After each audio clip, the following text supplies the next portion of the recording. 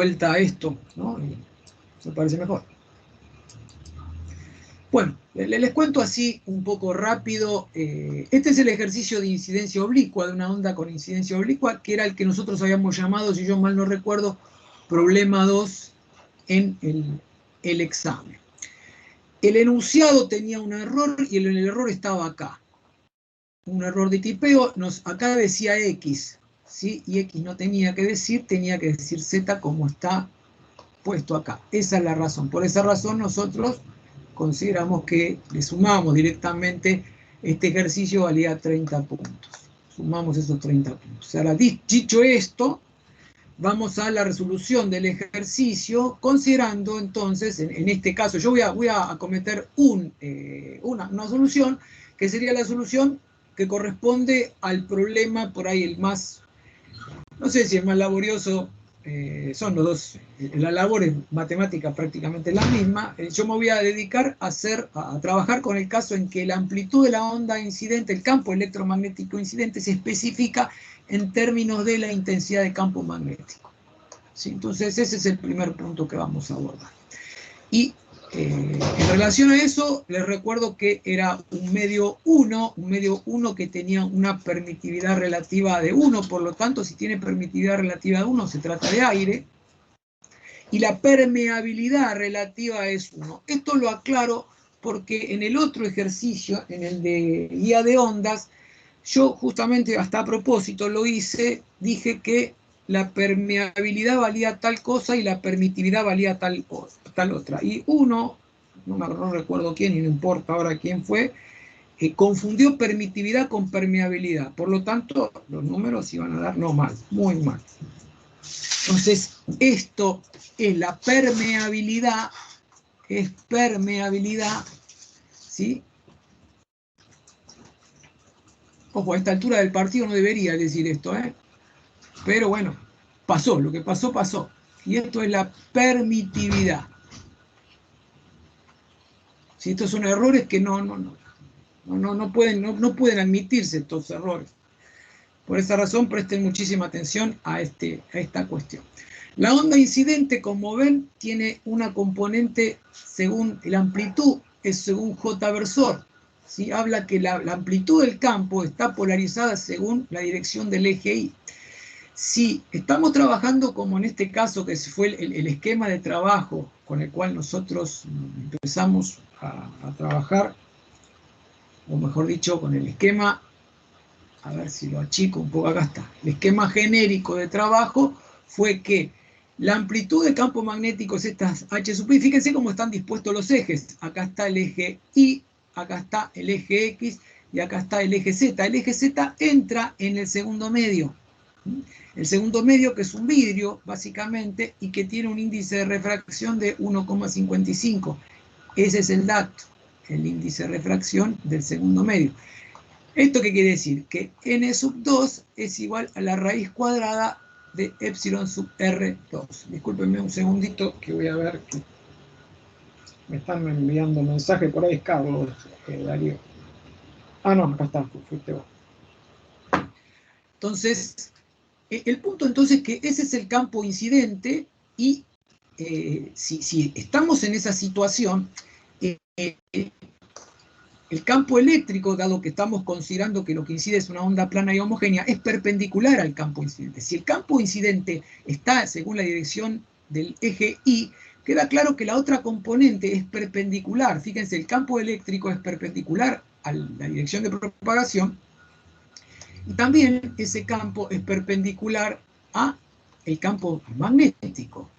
Por lo tanto, esa componente de campo incidente de la cual estamos hablando tiene que tener componentes, ustedes van a ver, acá se dan cuenta, de acuerdo a cómo están dispuestos los ejes, tiene que tener componente según Z, ¿sí? Y tiene que tener otra componente según X. Esas son las dos componentes del campo eléctrico. Lo mismo sucede con el vector que habla de la dirección de propagación, que yo estoy marcando acá y que este es K sub I, y que formará un ángulo θ sub I con la normal a la interfaz entre los dos medios. La interfaz entre los dos medios está en el plano conformado por los ejes, el plano XY sería. Esa interfaz está en ese plano XY, que es este plano que yo estoy marcando ahora. Esa es la idea. Una vez que uno se ubica en este problema, dice, bueno, miren, se trata de una onda oblicua. Esa onda oblicua, ¿cómo la escribíamos? La escribíamos como está acá, como se ve acá. ¿Sí? Acá está la amplitud del campo, que para nosotros tiene un valor numérico, pero está según J-versor. La parte por ahí, la parte más importante que nos permite definir cómo se produce la incidencia es esta parte, que corresponde al producto escalar entre el vector de propagación K sub i y el vector de posición. Esa información está contenida en esta parte, fíjese, es esta parte que está acá, por lo tanto esto es menos, y acá vamos a poner entre paréntesis, y vamos a poner que es el 0,866 por X más 0,5 por Z. Y este paquetito es el que conforma para nosotros K sub i por R, vector posición. Por esa razón está dispuesto así en esta parte de la resolución que yo les estoy planteando. Ahora, si esto es así, y el vector posición es un vector posición genérico, el vector posición genérico es, vamos a escribirlo por ahí un poquitito más acá abajo, un vector posición genérico va a tener coordenadas X según Y versor, más Y según J versor, más Z según K versor, es esta parte. Y la otra parte que falta sería el vector de propagación, pero el vector de propagación, como ven acá en este dibujito, este vector de propagación que yo estoy ahora marcando en rojo, ese vector de propagación es K sub i, que podría decir que es K sub 0 porque se trata de la constante de rotación de fase para la propagación de una onda plana en el vacío, que es para nosotros el 2pi sobre lambda. ¿Por quién? Por el versor asociado a esa dirección, que vamos a ponerle A sub i. ¿Sí? Un versor asociado a esta dirección, que podemos decir que es este que está acá. Entonces, esa es la información que tenemos. Y esta información, ese producto, es el que genera este dato del problema. Fíjense, y los datos un poco los doy a propósito. Aprecian ustedes que los números 0,866, 0,5K, ¿sí? Surgen de que yo en última instancia estoy haciendo un producto entre estas dos cosas. Esto estoy haciendo K sub 0 por el versor A sub I por K por I versor más I por J versor más Z K versor. Asumiendo que ese versor A sub I es el versor que indica la propagación, y como vimos en el esquema de trabajo, ese versor A sub I solamente va a tener dos componentes. A sub I va a tener una componente según la dirección Z y otra componente según la dirección X, como se ve acá en el dibujo.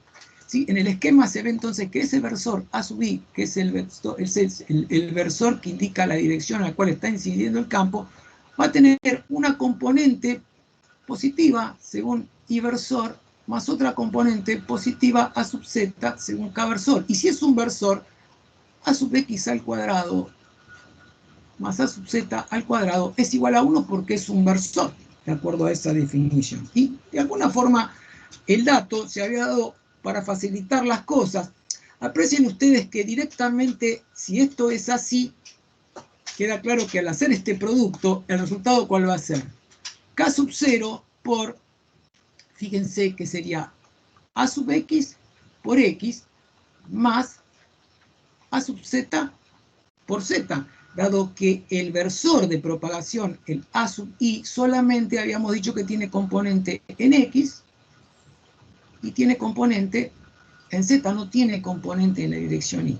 Por esa razón queda el término en X y el término en Z, de la misma forma que queda el término en X y el término en Z. Simplemente es una cuestión de identificar quién es quién.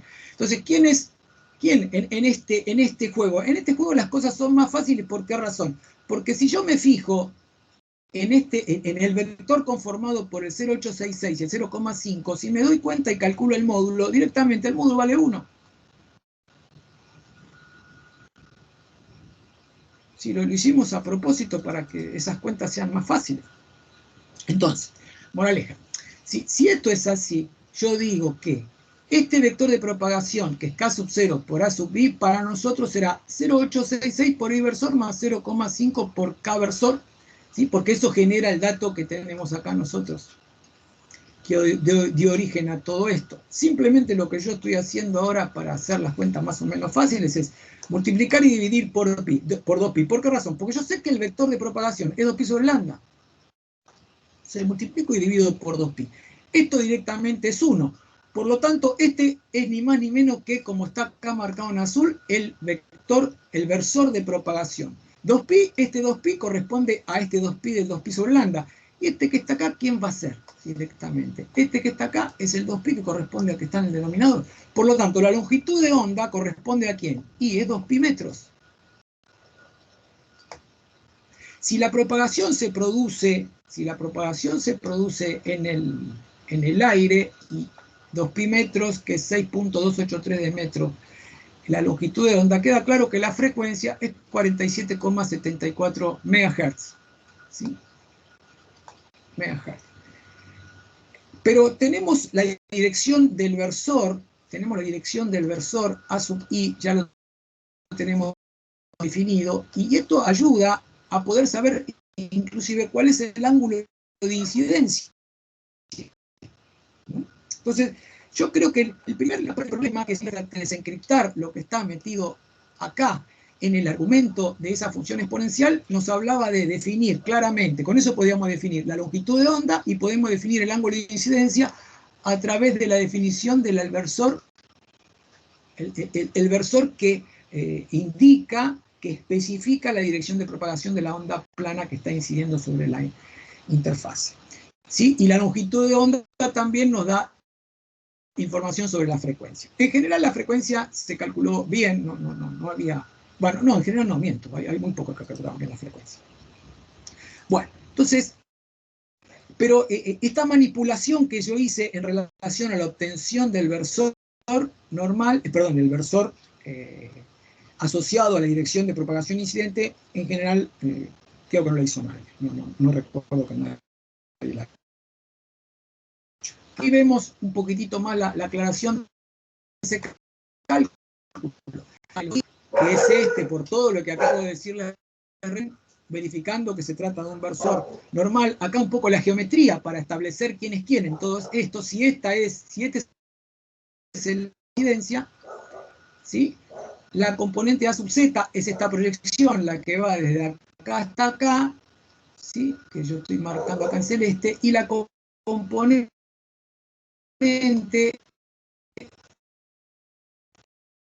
A sub b, que se la estoy marcando en verde, de acá hasta acá. La componente A sub b y el componente A sub z, el módulo de ese es 1. Entonces las dos proyecciones sobre los ejes z y x directamente serán estas que están acá. Y eso es un indicador claro que el ángulo de incidencia es un ángulo de 30 grados, porque el coseno de 30 grados da 0,5 y el seno de 30 grados da 0,86. Entonces, eso es el ángulo de incidencia y es un dato que íbamos a necesitar para resolver la última del problema. Una vez que uno tiene todo esto y ya abordó directamente la solución del problema, creo que no hay mayores inconvenientes, uno puede responder la pregunta que corresponde al segundo punto, creo que era el punto B, donde decía, si tengo la intensidad de campo magnético que está dada por esta expresión, ¿cuánto vale la intensidad de campo eléctrico? ¿Cuánto vale el campo eléctrico? Bueno, se puede hacer de dos maneras esto. Una manera es como la abordé yo acá diciendo, miren, por el versor que marca la dirección de propagación y multiplicada por la impedancia del medio, en este caso la impedancia para nosotros es, pues, trabajando con medio aire, directamente nos marcará cuál es la expresión del campo eléctrico. Y podemos hacer ese producto vectorial. Bueno, si lo hacemos con un determinante, fíjense, esto es IJK versor, como hacemos siempre con un determinante producto vectorial, y acá las tres componentes de campo magnético, fíjense que la única componente de campo magnético es H sub 0, que está según J versor, y las dos componentes del versor, el versor de propagación, que son A sub X y A sub Z, que sabemos cuánto valen los números, pero yo lo expresé así de forma genérica para hacer las operaciones. Si hago las operaciones y hago ese producto vectorial a través de este determinante, fíjense cómo la intensidad de campo magnético, intensidad de campo eléctrico es H sub 0 por eta sub 0, que es este, y fíjense cómo acá hay un error. Vamos a sacarle este H sub 0, pues ya está metido ahí adentro, no hace falta. Acá está. Acá está el H sub 0 que les decía. Bueno, H sub 0 por A sub Z, H sub 0 por A sub X. Y fíjense que la componente de campo magnético, perdón, de campo eléctrico es, según la dirección X es positiva y según la dirección de Z es negativa. Fíjense, la dirección de Z, la dirección de X. Y eso es congruente con el dibujo. Si este es el campo eléctrico, esta dirección según Z tenía que ser negativa y esta dirección, que la otra componente según X tenía que ser positiva, que es exactamente como da a partir del cálculo que nosotros hicimos acá. Lo único que hay que hacer es ahora, es donde A sub Z, ¿cuánto vale? Y es este número, el número A sub X es este que está acá, que es este otro que está acá, es el 866, un número de datos que son, si yo no mal no recuerdo, eran 100 miliamperes.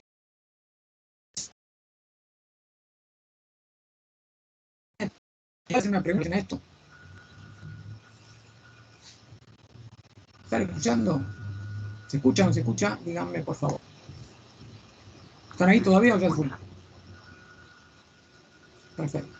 Entonces, el campo eléctrico es este que está acá. ¿Sí? Ya tenemos todo para hacer los números. Simplemente lo que estamos haciendo, yo hago acá otra vez el mismo error en esta expresión porque la corté y la pegué del anterior. No va. ¿Sí? H sub 0 por A sub Z por eta sub 0. Fíjense que si es un campo eléctrico tiene que ser un... ¿sí? Es como una corriente por la resistencia, más o menos. Un campo magnético por la impedancia no puede estar miliampérico y 120 ohms. Ojo, que genera un resultado acá, por lo tanto estos 100 miliamperes son 0,1 amper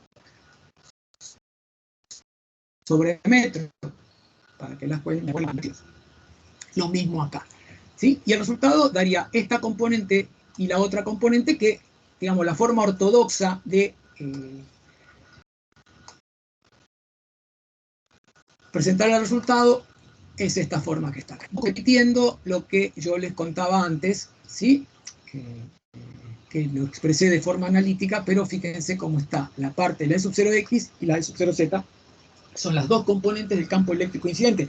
Fíjense que se trata de un modo transversal magnético, o modo paralelo. Ese es el caso que estuvimos abordando con ese problema. El otro problema era igual numéricamente, la única diferencia es que el campo incidente era el campo eléctrico, ¿sí? Entonces tenía que calcular el campo magnético.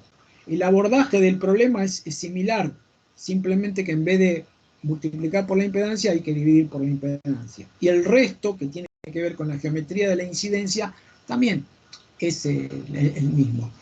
Acá es bueno indicar que si este es omega, omega va a ser 2pi por la frecuencia, siendo la frecuencia 47.74 MHz, que era el número que nosotros habíamos visto.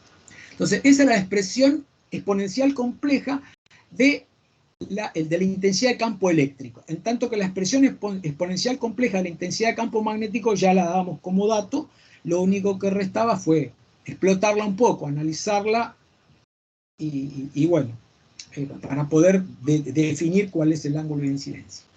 Y por último, en este caso, fíjense, queda calcular el promedio temporal de vector de pointing, que es un medio de la parte real de E por H complejo conjugado. Acá está el detalle de E por H complejo conjugado, fíjense, y lo hice analíticamente con expresiones simbólicas para tratar de que se entienda un poquitito mejor la operación. Fíjense, el campo eléctrico tenía las dos componentes, según X y según Z, con la componente negativa. Con L a J omega T menos K por I por R. No hace falta poner todos los números ahí porque cuando yo calcule el complejo conjugado del campo magnético aparece este signo. Por lo tanto, esto y esto van a simplificarse generando solamente, ¿sí?, la propiedad distributiva del producto vectorial que estamos hablando. Fíjense, el I versor por este J versor, que genera la multiplicación de sub 0x por H sub 0i, que es esta que está acá, y la otra expresión que correspondería a menos K versor, fíjense cómo está dispuesto acá, por J versor, que multiplica, que contempla el producto de sub 0Z por H sub 0 I. Menos K versor por J versor directamente da como resultado esta I versor. Y el I versor por J versor da directamente como resultado este K versor. Por lo tanto, el promedio temporal de vector de Poynting, una vez que hacemos todas estas cuentas, es hacer la mitad de cada una de estas dos componentes. Acá están hechas las cuentas. Y se ponen las unidades. ¿Sí? 1.885 watts sobre metro cuadrado, 3.265 watts sobre metro cuadrado. Y acá está el 1 medio, que yo lo agregué acá porque me había olvidado de hacerlo en la resolución que... Por eso hay que marcar y dividir por 2 para que la cuenta esté bien. Y fíjense cómo la componente del vector de Poynting es torcida en esta dirección. Recuerden cómo eran los ejes, ¿sí? Un eje acá y otro eje acá. Este es el eje Z y este es el eje Y. Por lo tanto, las dos componentes del vector de Poynting tienen una componente según Z positiva y la otra componente según X positiva. Fíjense, las dos positivas. Acá y acá. Y acá se ve la congruencia del procedimiento de cálculo. Y por último, en este problema se ve como el ángulo de incidencia es 30 grados, como lo habíamos calculado antes, ¿sí? Consecuencia de haber hecho toda esa disquisición que nos había llevado desde el vector de propagación incidente hacia el versor incidente. La polarización de la onda es una polarización plana. Acá se ve directamente en el esquema de trabajo el plano de polarización del campo eléctrico, es el plano de incidencia directamente, no hay rotación del plano de polarización. Entonces, la polarización es una polarización plana. Esto era lo que se pedía un poco más, un poco menos. Me refiero que si por ahí hacían un poco menos, también nos conformamos, pero ni cerca. ¿Sí? Eso es lo que alarmó de alguna manera. Pero bueno, en fin, en relación a esto, ¿hay alguna duda? Porque así pasaría al segundo ejercicio. Si es que entendieron esto o ahí se quedaron con alguna duda en relación a esto. Hay otra pregunta más que me olvidé, que estaba acá, y es que... Sí, reflexión total. ¿Cómo, Darío? No te escuché. La reflexión total interna. Exactamente. Entonces, si nosotros teníamos dos medios, un medio, sí, este medio, ay, perdón, acá hay un medio, vamos a ver que se me entró, pero no puedo hacerlo rápido, si no, acá tiene un medio que tiene índice de refracción 2, y acá es 1, este tiene un índice de refracción 1, en tanto que este es un índice de 1,55. Siempre en estas circunstancias, cuando sucede esto, y esta es la dirección normal, lo que va a terminar pasando, por el hecho de que este índice es más chico que este otro, si tengo radiación incidente con un ángulo específico, ¿no? Supongamos que esta es la radiación, este campo eléctrico, el haz incidente, el haz reflejado, por ser este N2 más grande, siempre va a tender a alinearse más con P. ¿Sí? Se va a acercar más a esta a la normal. Por lo tanto, si el ángulo incidente bajara, se hiciera, perdón, más grande, si hiciera más grande el ángulo incidente, por supuesto que va a aumentar el ángulo de refracción, pero no va a aumentar tanto. ¿Sí? No va a llegar nunca a ser rasante. Si el fenómeno es al revés, sí. Si el fenómeno es que yo incido desde acá, ¿sí? Incido desde ahí. Si la incidencia se produce desde el medio que tiene el índice de refracción más alto, la radiación refractada va a tener un ángulo así. ¿Se ve? Se abre más todavía. Entonces, por eso sí, en esa situación va a haber un ángulo de incidencia tal que la radiación refractada va a ser rasante. Ahí sí puede haber reflexión total interna. Pero para que suceda eso, es necesario que el índice de refracción desde el cual se produce la incidencia, que nosotros a ese índice de refracción lo llamamos 1, por ser desde el cual se produce la incidencia, tiene que ser mayor respecto al índice de refracción del medio en el cual se refracta la radiación. Por lo tanto, en este caso, por más que nosotros variáramos el ángulo de incidencia, no podía existir reflexión total interna. Sí podía existir reflexión, mejor dicho, podía existir el fenómeno de polarización dado por el ángulo de Brewster, pero no hay que confundir el ángulo de Brewster con el ángulo de reflexión total interna o ángulo crítico, que era lo que se preguntaba en el problema. En general nosotros preguntamos esto porque suele suceder que se confunde el ángulo crítico con el ángulo de Brewster, que son dos cosas absolutamente distintas. Bueno, no sé si se entendió o no se entendió, díganme alguna realimentación, a ver si lo entendieron o no lo entendieron. Y si es que no entendieron algo, vamos para atrás y vemos qué es lo que no se entendió. ¿Están todos mudos? ¿Se escucha bien? ¿Algo? ¿Vos ves algo ahí en el chat, Darío? ¿Alguna cosa? Si estás ahí, no sé. No, en el chat no se ve nada. No, a mí se me escucha mal, pero porque yo tengo mala conexión. Hoy está muy bajo el nivel. Perfecto. Somos pocos igual. Veo que... Bueno, como un poquito. Sigamos, entonces seguimos. Entonces, abandono este problema, ¿ok?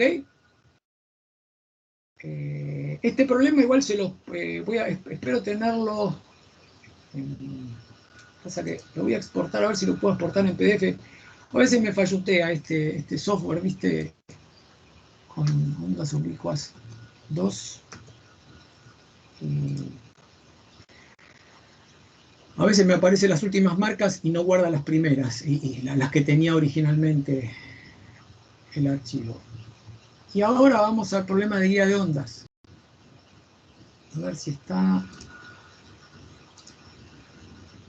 ver si es este. A ver qué está... Creo que es este. Sí. Bien. Otra vez. Acá, problema de guía de ondas.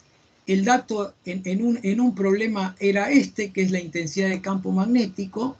Y ya mirando solamente la expresión del campo magnético, se trataba de identificar el modo es 1,3. Con omega, que para nosotros es pi por 10 a la 11, podíamos calcular la frecuencia. En general, la frecuencia en este problema estuvo bien especificada, bien calculada. Creo que la mayor parte, el que lo hizo bastante bien. La macana apareció acá. Hubo alguien que, en vez de identificar esto como permitidad relativa, al 4 lo puso como mu relativa igual a 4. Y se fue a los caños, ahí ya. Hubo otro error que fue no considerar en los cálculos la permitividad relativa. Por lo tanto, las frecuencias de corte se iban al diablo. Ese es el otro problema. Por lo tanto, si nosotros trabajábamos, por ejemplo, la expresión de los campos es exactamente la misma tanto para el caso TE como para el caso TM. La diferencia es en el cálculo de este coeficiente, pero el coeficiente es el mismo. Yo usé para un problema y para otro el mismo problema, el mismo coeficiente. Uno será 2 amperes sobre metro, el otro creo que pusimos 2 volts sobre metro, o una cosa así. Y en ese modo de propagación, si esta es beta va a ser el beta 1,3. No importa si usaron la M, la N, lo que importa en este caso básicamente es que según esta dirección hayan usado el subíndice adecuado y que estaba asociado al 1, según esta dirección, al 1, y según la otra dirección al 3. Eso es lo importante. Yo usé N y M para especificar este problema. Y en este caso TM13, simplemente porque el caso que les estoy planteando es el caso TM para este problema específico.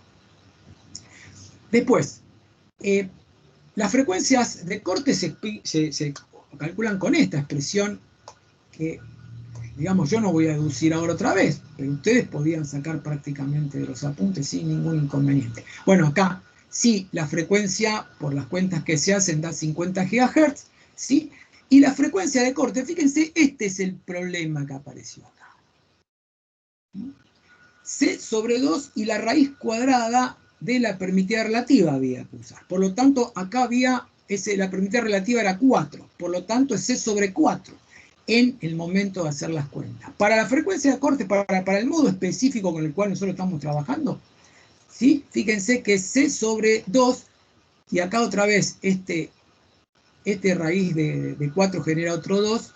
Y acá fíjense, 1 para n y 3 para m, para el modo específico. Y la frecuencia de corte es 28.57 GHz. Queda claro que había propagación para esa frecuencia. La pregunta que yo hice fue si había otros modos propagando. Y queda claro que había otros modos. Si les tocaba el problema del modo transverso magnético, lo que ustedes tenían que hacer era ver, bueno, la frecuencia de corte 1.1, ¿cuánto vale? Y van a ver que es una frecuencia más chica. ¿Sí? Y esa frecuencia de corte 1.1 es para el caso del modo transverso magnético, que es la frecuencia de corte del modo fundamental. Si les tocaba el otro problema de la frecuencia para el caso del modo transverso eléctrico, la frecuencia de corte más chica es la 1.0, y van a ver que es mucho más chica también, y que había otros modos adelante. Yo no les pedía que calculen todos los modos. Lo que yo les decía si había otros modos son. Y la respuesta sí, hay otros modos, porque si la primera frecuencia de corte es de 28.57 y cuando calculan esto está bastante más abajo, acá yo creo que tengo hecho la cuenta para el modo transverso eléctrico. Fíjense, para el modo transverso eléctrico, acá está, para el modo transverso eléctrico la frecuencia de corte 1.0 es 5 GHz.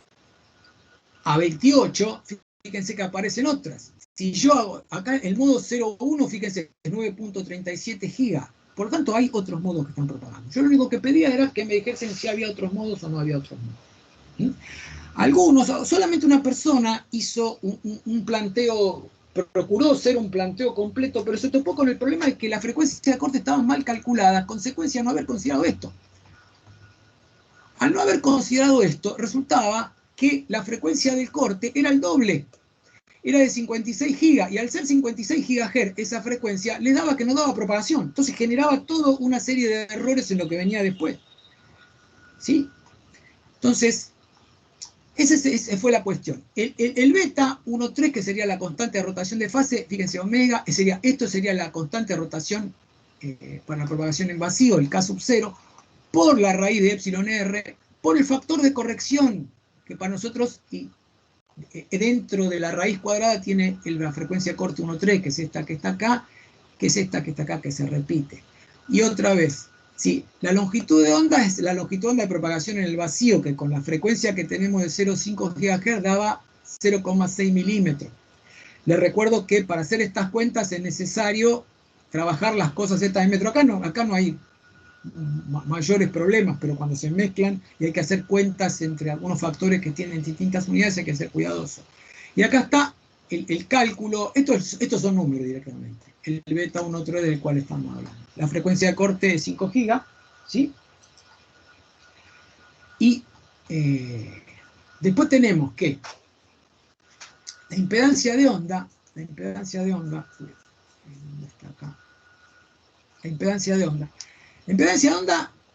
depende del medio, depende del modo con que estén trabajando.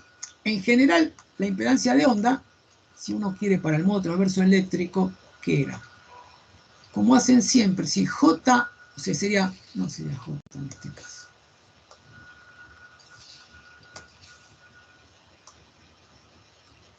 Omega mu sub 0 dividido, ¿sí? Lo que sería beta. Beta que sería omega por la raíz cuadrada de mu 0. Voy a borrar esto para que se vea un poco mejor.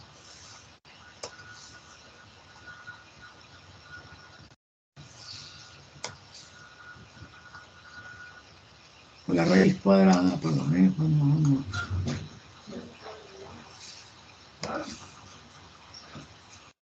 Sub 0, epsilon sub 0, raíz cuadrada de epsilon r por ese factor de corrección que yo les decía que es 1 menos la frecuencia de corte, en este caso 1,3 sobre la frecuencia de operación, que son los 50 GHz, al cuadrado.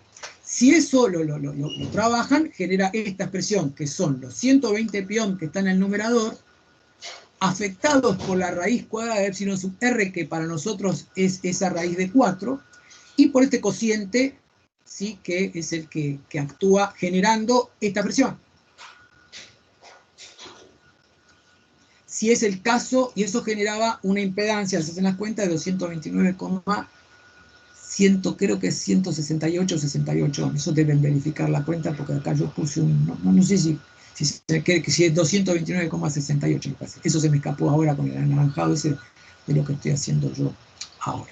Si es el caso del problema con la impedancia, con el caso transverso eléctrico. En el caso del modo transverso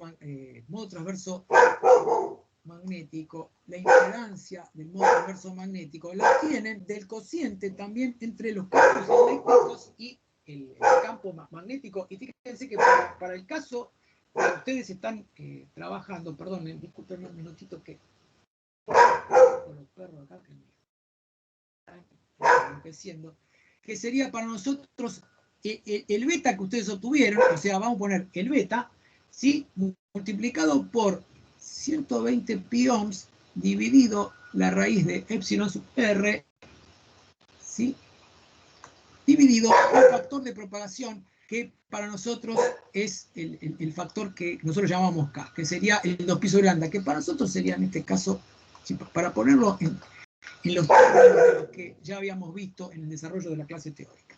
¿Está bien? Que sería omega por la raíz cuadrada de 0 epsilon sub 0, ¿sí?, por el epsilon r ya está considerado. ¿Sí? Esto es omega. Moraleja, el punto es que en última instancia esta operatoria iba a generar una expresión similar a la anterior, simplemente que 120 pi ohm sobre la raíz cuadrada de epsilon r por el factor de corrección, multiplicando por 1 menos la frecuencia de corte 1,3 al cuadrado dividido la frecuencia al cuadrado. ¿Sí? Esa es la diferencia entre uno y otro problema, es la forma de calcular la impedancia de onda como yo se las estoy marcando acá. ¿Sí? Consecuencia de la operatoria, ¿sí?, y repasando un poco lo que vieron en la clase, esa es la impedancia de onda. Y si yo les daba como dato para el caso transverso magnético, ¿sí?, el campo eléctrico H sub X, directamente la obtención del campo, la componente de campo eléctrico, era directamente menos la impedancia de onda, en este caso el modo transverso magnético, por, perdón, es al revés, yo quería calcular la componente de campo eléctrico.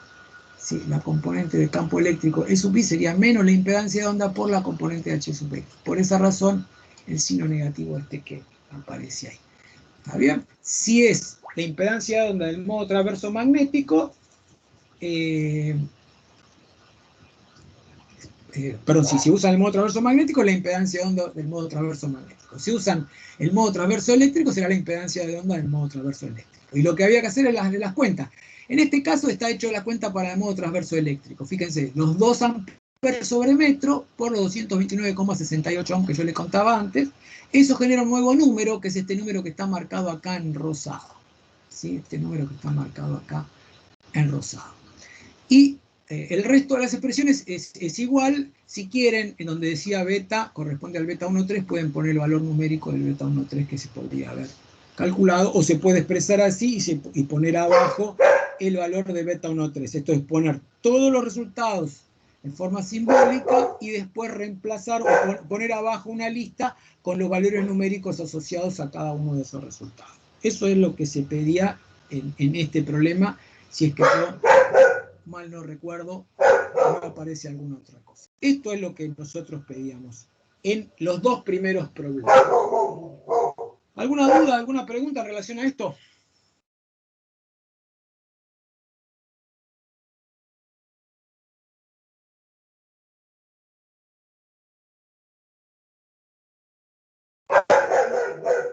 Bueno, se quedaron anonadados. Voy a dejar de compartir. Yo voy a compartir y les voy a mandar directamente les voy a mandar por correo electrónico estas resoluciones para que tengan las soluciones de los problemas. Ahora vamos a esperar un cacho porque Darío tuvo un inconveniente. Justamente él tenía en un PPT, en un PowerPoint, la resolución del ejercicio de guía de onda. ¿Está bien? Y para hacerlo más rápido es preferible esperarlo a él que yo tener que arrancar desde cero y ver cómo lo resolvemos. Si nos tomamos un minuto, hacemos un breve recreo mientras yo me ocupo de ver cómo subo estos problemas para que ustedes los puedan disponer. ¿Me están escuchando o...? Sí, perfecto. ¿Entendieron o no entendieron nada? Sí, yo le quería preguntar, cuando en el punto A que decía,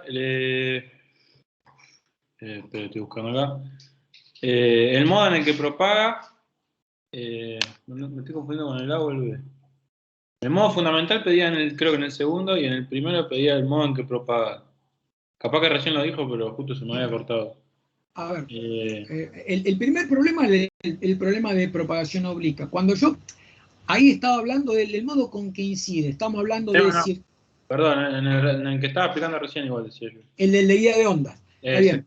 Sí. En el de guía de ondas había dos problemas. Un problema donde yo en el enunciado les decía, bueno, el modo que propaga traverso eléctrico o el modo que propaga traverso magnético. La diferencia entre uno y otro, vieron que hay formas de calcular la impedancia diferente, pero hay otra diferencia que es muy importante y es fundamental, que la frecuencia de corte, la más chica de todas, ¿sí? La frecuencia de corte de la fundamental, en el caso transverso eléctrico es la frecuencia de corte 1,0, y en el caso del modo transverso magnético es 1,1. ¿Sí? Ahí sí hay una diferencia notable.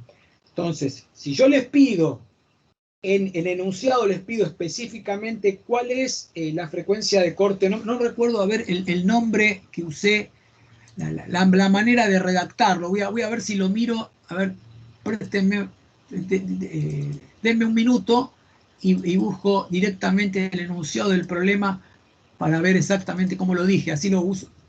Trabajo con esas palabras, ¿no? Con las palabras que usé en el enunciado del problema. A ver, perdón, ¿eh?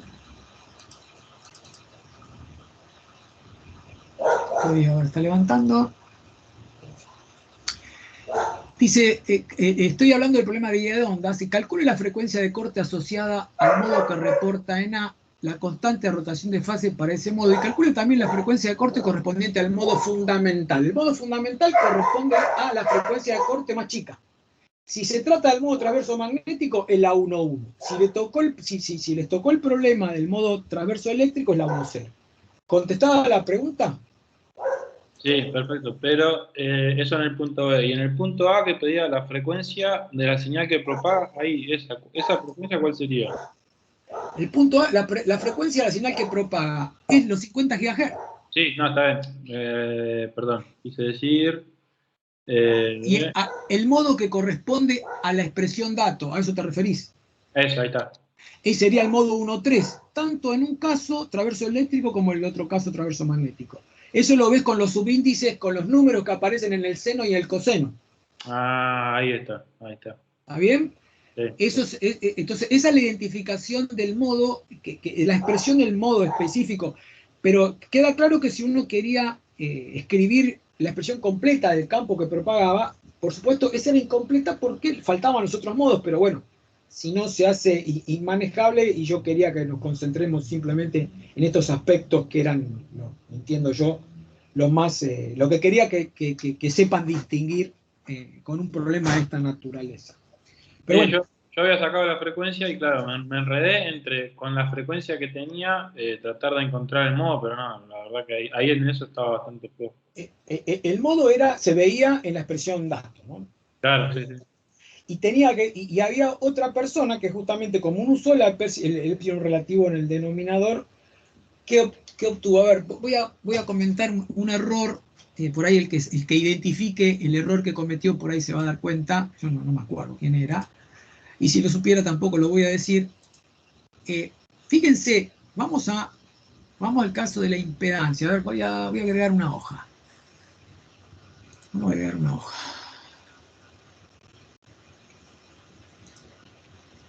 Voy a agregar esta hoja.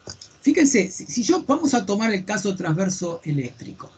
Si la impedancia de onda para el modo transverso eléctrico, le dije que era, para nuestro caso, ¿no? 120 pi ohms dividido La permitividad relativa, recuerden que esa permitividad relativa para nosotros, por lo menos por los datos de este problema, la permitividad relativa esa era 4, por lo tanto la raíz de 4 es 2, por lo tanto el 120 se va a transformar en un 60, ¿sí? Y aquí viene el punto, por esto que voy a aclarar acá, que tiene que ver con un error, ¿sí? Y me di cuenta que creo que el error, la razón del error, de 1 menos la frecuencia de corte 1,3 dividido la frecuencia al cuadrado. Por las cuentas que nosotros hicimos, esto es simplemente hacer una cuenta y nada, es sencillo, pero fíjense, si la frecuencia era 28, y pico, no me acuerdo de cuántos gigahertz, y la frecuencia de excitación era de 50 gigahertz, queda claro que este cociente es menor que 1, por lo tanto la raíz cuadrada es real y no hay ningún inconveniente. Pero hubo una persona que como la frecuencia de corte la calculó mal y le daba como 56 GHz, queda claro que este número, bajo esa condición, iba a ser mayor que 1, por lo tanto la impedancia de onda terminaba siendo J, unidad imaginaria, por un valor. Pero la impedancia de onda, para que exista propagación, tiene que ser real, no puede ser imaginaria. Esto es lo que me está diciendo que no existe propagación. Y para colmo de males, también remató en su alocución que para que exista propagación, la frecuencia tenía que ser menor que la frecuencia de corte. Triple error. Pero entiendo que fue un error inducido, porque se vio encerrado. Se vio encerrado porque vio que al estar mal calculada esta frecuencia, ¿sí? le daba una frecuencia de operación por debajo de la frecuencia de corte. ¿Sí? Y yo les estaba dando una expresión que decía que propagaba. Entonces imagino que eso indujo a esta persona al error y lo llevó por ese camino. Pero hay que pensar, hay que ver para atrás. Y si pasan estas cosas que son incongruentes, uno tiene que tratar de ver por qué razón pasan y repasar justamente la operatoria anterior para ver dónde está la incongruencia. ¿Se entendió? ¿Se entendió? Hay que aprender de los errores. Eso es lo que yo propongo. Por eso los convocamos para esto, ¿no? Para esta situación, porque la verdad que es preocupante. ¿Escucharon? ¿Entendieron? Sí, por mi parte entendí. Perfecto. Bueno, entonces, siendo así, esperamos, si quieren, esperamos unos minutitos más. Ahora viene Darío y cerramos la reunión con la explicación del problema de línea de transmisión, y la semana que viene tenemos el recuperatorio. Yo no sé, ahora no me acuerdo si ustedes ya me avisaron o no, pero quedamos con la misma idea de que me digan quiénes van a venir al recuperatorio y quiénes no. ¿No? Si lo pueden hacer ahora, mejor, más fácil, y yo directamente los anoto ahora y listo. No sé si ya me mandaron correo algunos o no. Pero bueno, ¿quién va a venir la semana que viene al recuperatorio? De segundo parcial, estamos hablando, ¿no? Yo no mandé, pero voy a ir. Igual, ¿es la semana que viene o la otra, profe? A ver, habíamos quedado que era la semana que viene. A ver, déjame ver. El 20. Déjame ver un minutito, por favor. ¿Dónde lo tengo eso?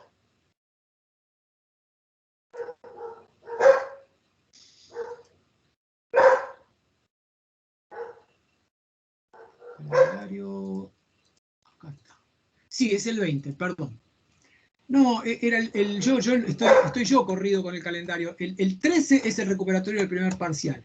Y el 20 es el recuperatorio del segundo parcial. Correcto. Sí, en la semana que viene recuperan el primero, el que lo debe, y el 20 es el segundo. Ah, sí, perdón, así que discúlpenme porque... Pero sí, lo que yo les pido, y les voy a mandar un mensaje, que me avisen por correo que van a venir al recuperatorio, porque si no, digamos, para poder armar un poco mejor el recuperatorio. ¿Sí? Efectivamente, 13 y 20 son las fechas, correcto. Niño, yo confirmo para el recuperatorio del segundo parcial. Ok, recuperatorio entonces del segundo parcial. Niño.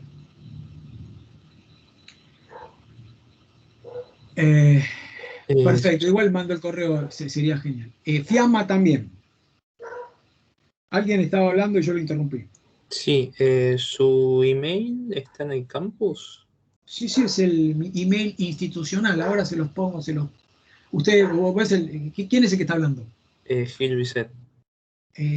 ¿Podés ver el chat? Sí. Bueno, ahora lo escribo en el chat. Yo también confirmo. No tengo para ver el chat, pero... Celada, Sí, confirmás segundo parcial, ¿no? sí, sí. Y, bueno, ya, esperen que ya confirmo. Yo cuando envío mensajes del campus no queda sentado mi casilla, no. A ver.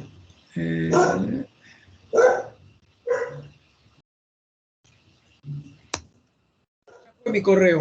Ahora lo tienen en el chat. Ahí manden un correo a esa dirección, ¿sí? Que me la forwardea directamente a la cuenta de Gmail, como a todos les pasa. Y tienen ahí la posibilidad de inscribirse. Yo tengo que saber previamente cuántas personas van a venir al examen parcial para poder armar el examen. Ese es el punto. Bueno, hacemos entonces un breve break y yo me muteo, a menos que tenga que hacer alguna otra pregunta, estoy a disposición.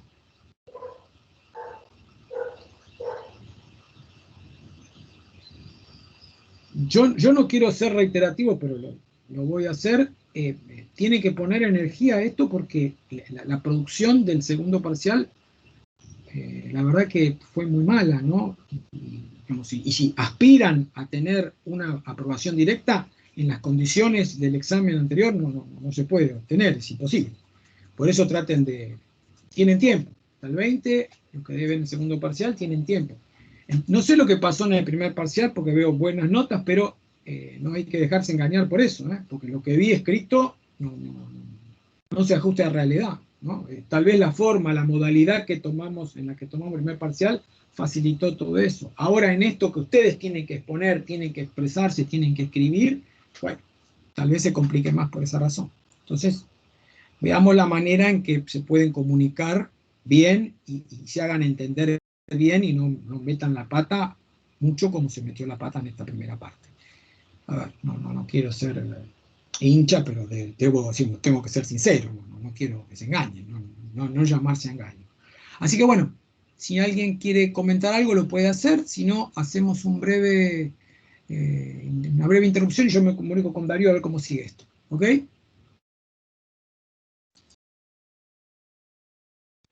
Sí, también.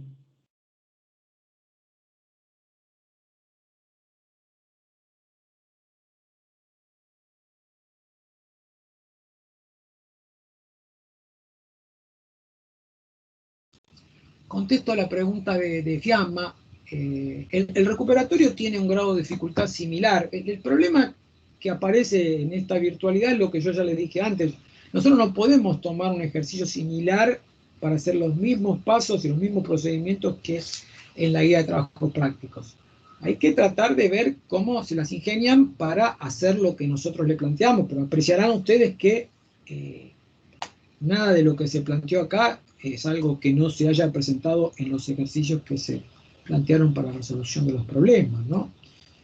Simplemente lo que digo es, si hicieron la guía de trabajo práctico, pero la hicieron a conciencia, tienen herramientas como para poder sortear las dificultades que surjan de los problemas que yo les voy a plantear en este caso, el recuperatorio. El nivel es, bueno, sí, yo diría que sí, es similar. Los problemas no necesariamente van a ser exactamente iguales, por supuesto que no.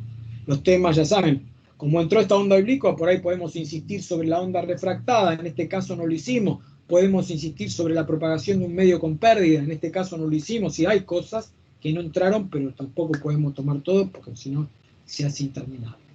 No sé si respondí, Fiamma, a tu pregunta con esto que dije.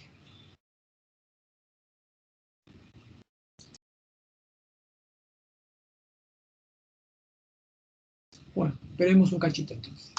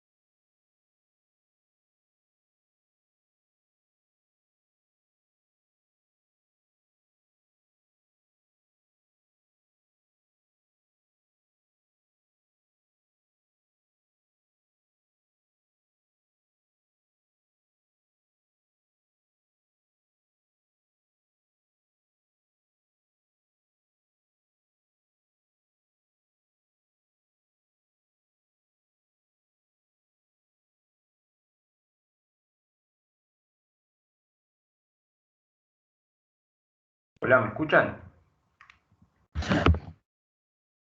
Sí, sí.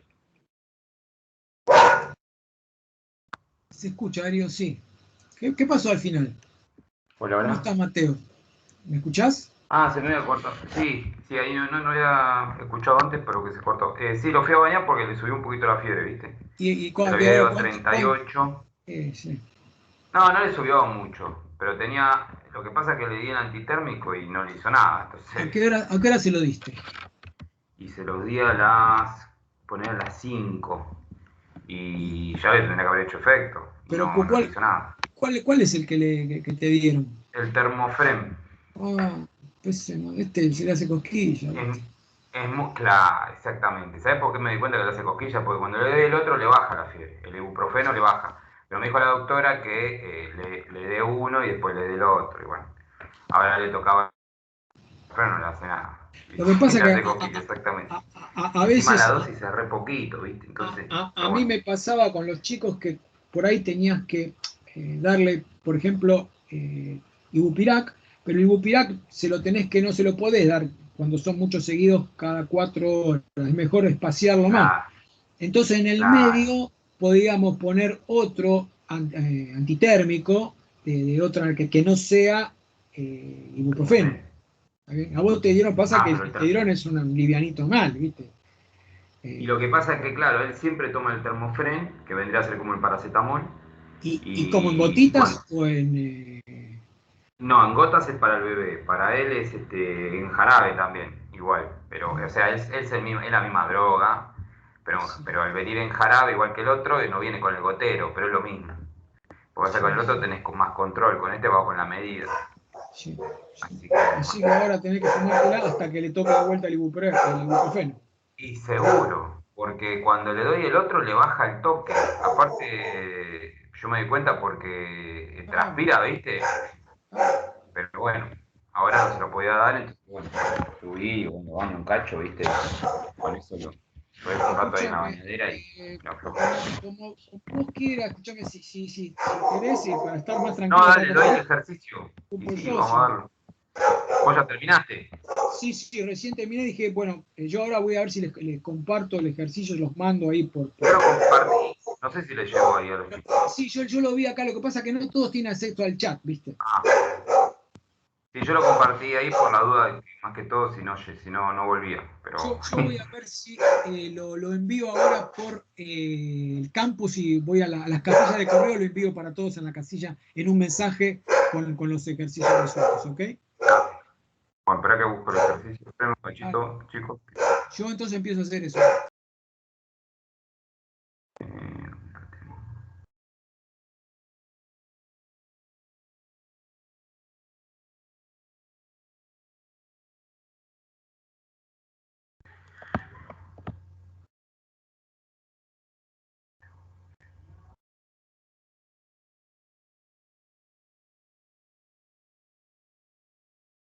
Bueno, chicos, esperen. Ahí voy a compartir la pantalla. Bueno, este es el... No sé si ahí lo ven.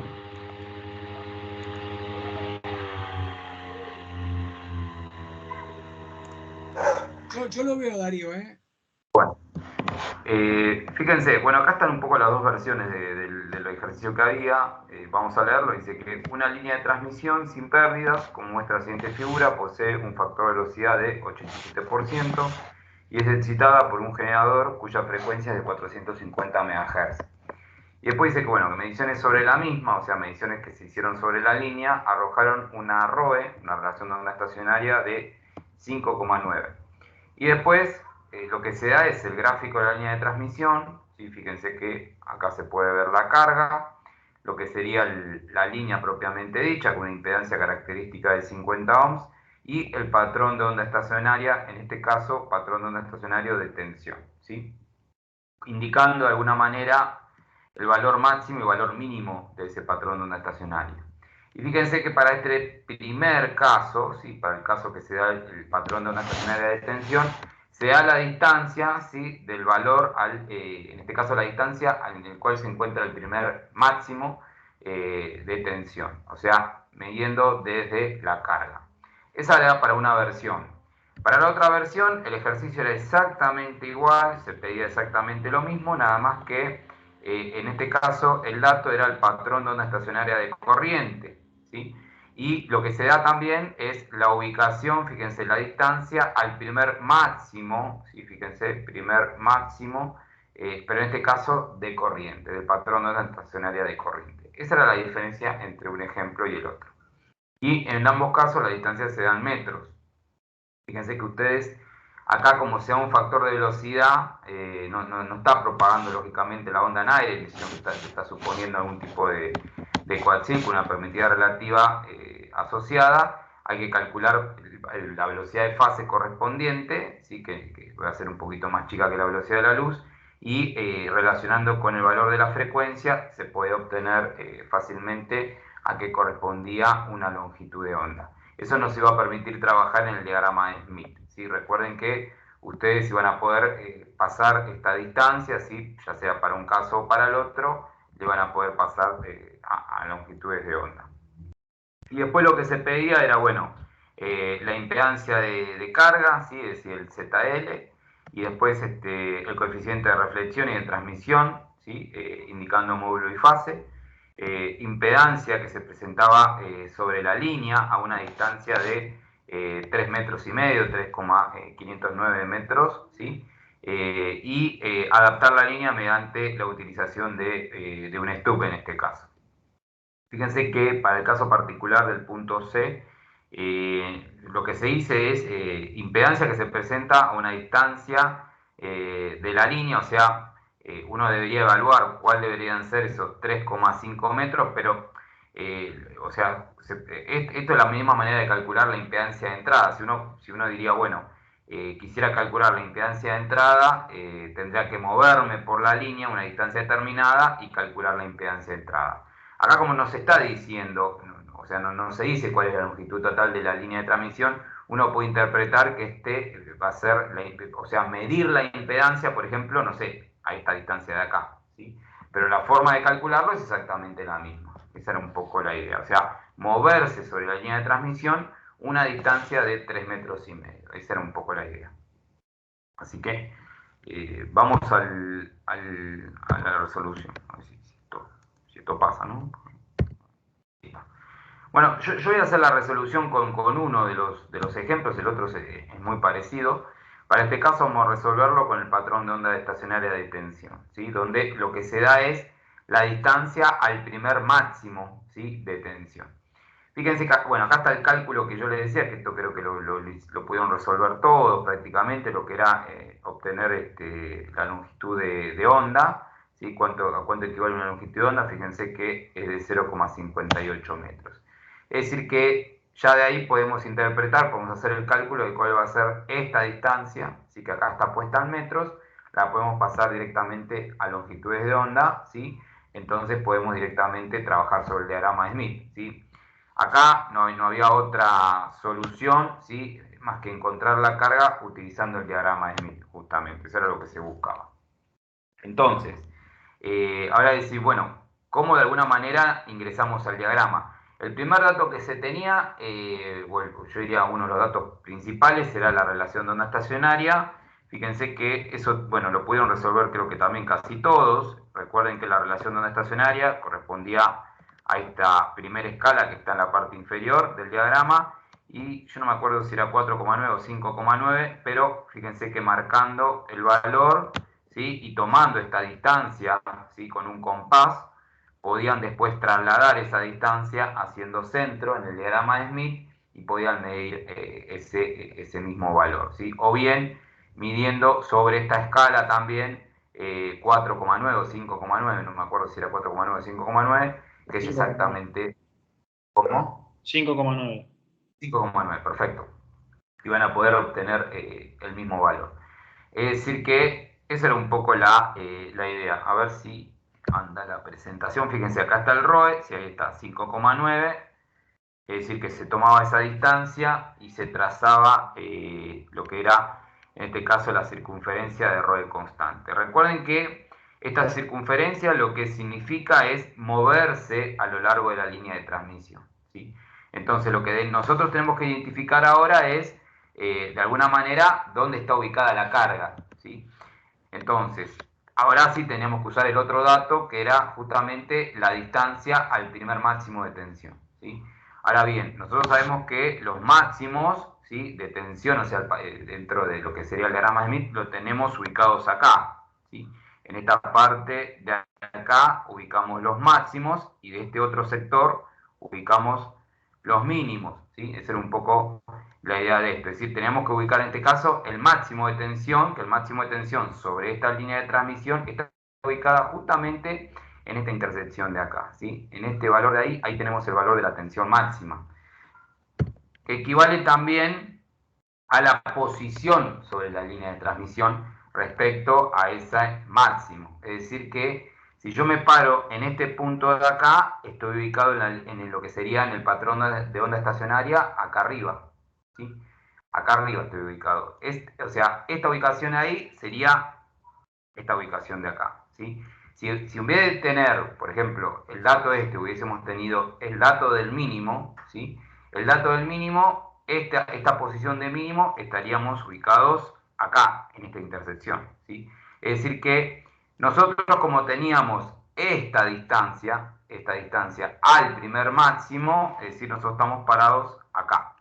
Ahora bien, el tema es movernos ahora una distancia, en este caso 0,188 de lambda, hacia la carga, ¿sí? Es decir, fíjense ustedes que en este caso, como lo primero que encontramos, ¿sí?, es un valor de un máximo, de acuerdo a cómo es el gráfico de este patrón de onda estacionaria, y nosotros nos vamos a tener que mover una distancia, ¿sí?, determinada hacia lo que sería el valor de la carga. Fíjense que el movimiento que vamos a tener que hacer es en sentido antihorario, es decir, una distancia de 0,188 de lambda, pero en sentido antihorario. Esa es un poco la idea.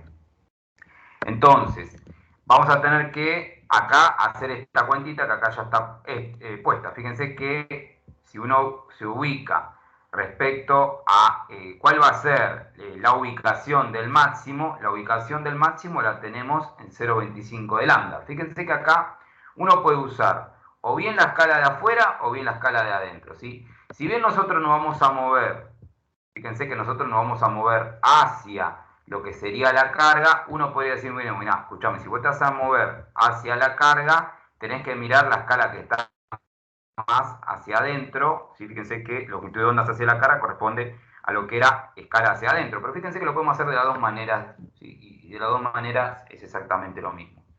Fíjense que vamos a hacerlo de la primera manera, que yo digo, bueno, vamos a mirar esta escala de acá, así que yo llamo 0,25 de lambda, que es la escala más hacia afuera. Y directamente lo que hago es restarle a este valor, a esta posición, ¿sí?, que sería justamente esta de acá, o sea, 0,25 de lambda es esto de acá.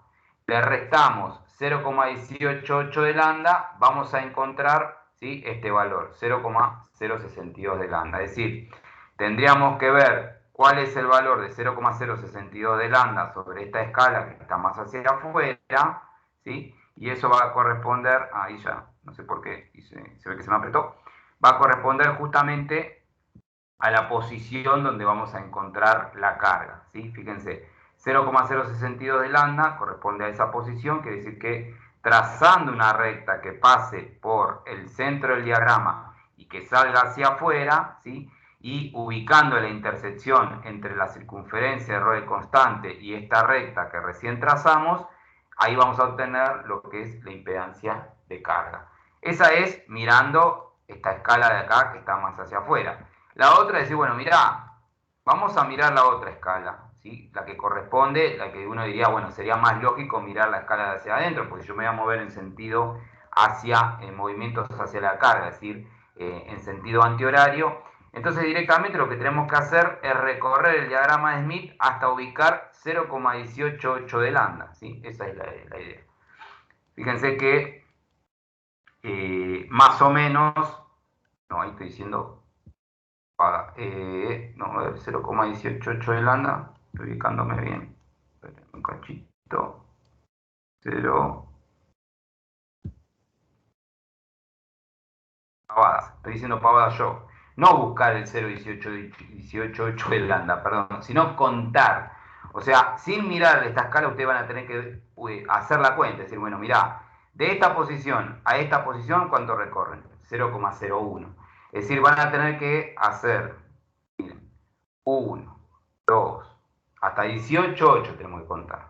Sería 1, 2, 3, 4, 5, 6, 7, 8, 9, 10, 11, 12, 13, 14, 15, 16, 17 y en 0,43, 18. Y ahora 18, 2, 4, 6 y 8. Fíjense que estacionamos en el mismo lugar, ¿sí? Estacionamos exactamente en el mismo lugar. Ahora, el tema es cómo lo quieren hacer. O sea, de una manera es una forma más directa, que es haciendo la cuenta, ¿sí? Y directamente parar en ese valor, o bien sumando, ¿sí? Distintas posiciones. O sea, se pueden mover con el valor exacto o hacer la cuenta y caer en este caso en 0,062. De las dos maneras es exactamente lo mismo. Y la intersección, bueno, acá se me hizo de vuelta, no sé qué, apreté de más un botón y se me fue la presentación, pero fíjense que el valor es exactamente el mismo. No voy a seguir con el problema, sino ahora lo que voy a decir, bueno, si hubiésemos tomado el otro ejemplo, ¿sí? Si bien no lo tengo resuelto acá, a ver, esperen un cachito. En este caso, fíjense que la posición que se estaba dando para el otro ejemplo era la posición al primer máximo de corriente, ¿sí? Es decir que si uno quiere ubicar, vuelvo de vuelta, los máximos, en este caso del patrón de onda estacionaria de corriente, en vez de, fíjense que el dato era igual, el ROE, quiere decir que eso era exactamente igual, ¿sí? Pero hagan de cuenta que ahora acá estaría dibujada el patrón de onda estacionaria de corriente. El máximo de corriente no lo vamos a tener de este extremo, sino que lo vamos a tener de este otro extremo. Es decir que la distancia al máximo de corriente corresponde justamente, la distancia no, la posición del máximo de corriente corresponde a la intersección de la circunferencia de ROE constante y esta parte de acá, esta línea que cruza, podríamos decir, atravesando, ¿sí?, el diagrama. Esta va a ser la intersección, esa intersección va a corresponder a la posición del máximo. Y el movimiento a hacer iba a ser exactamente el mismo, pero en que vuelvo, no recuerdo cuánto era la distancia. Bueno, habría que pasar, yo acá no lo puse, pero habría que pasar lo mismo, 0,3596 a longitudes de onda, ¿sí? Y moverse, en este caso, lo mismo, por la circunferencia de ROE constante, pero o sea, con el mismo sentido. Fíjense que el movimiento va a ser igual, o sea, en sentido antihorario, y la carga seguramente la tenían, ¿sí?, en la distancia justamente pasada esa misma distancia a longitud de onda. En la intersección, ¿sí?, ahí van a tener que trazar una recta por donde pasaban por esa distancia, ¿sí?, y esa intersección iba a dar de alguna manera la ubicación de la impedancia de carga para el caso del patrón de onda estacionaria de corriente. Es decir que para el caso del patrón de onda estacionaria de tensión, la carga, fíjense que iba a dar en la parte superior del diagrama de Smith, es decir que estamos en una carga de tipo inductiva. Y en el caso de, para el otro dato, que era el patrón de onda estacionaria de corriente, la carga iba a ser de tipo capacitiva. Fíjense que acá, recuerden que la parte de abajo del diagrama daba cargas capacitivas y la parte superior del diagrama daba cargas inductivas.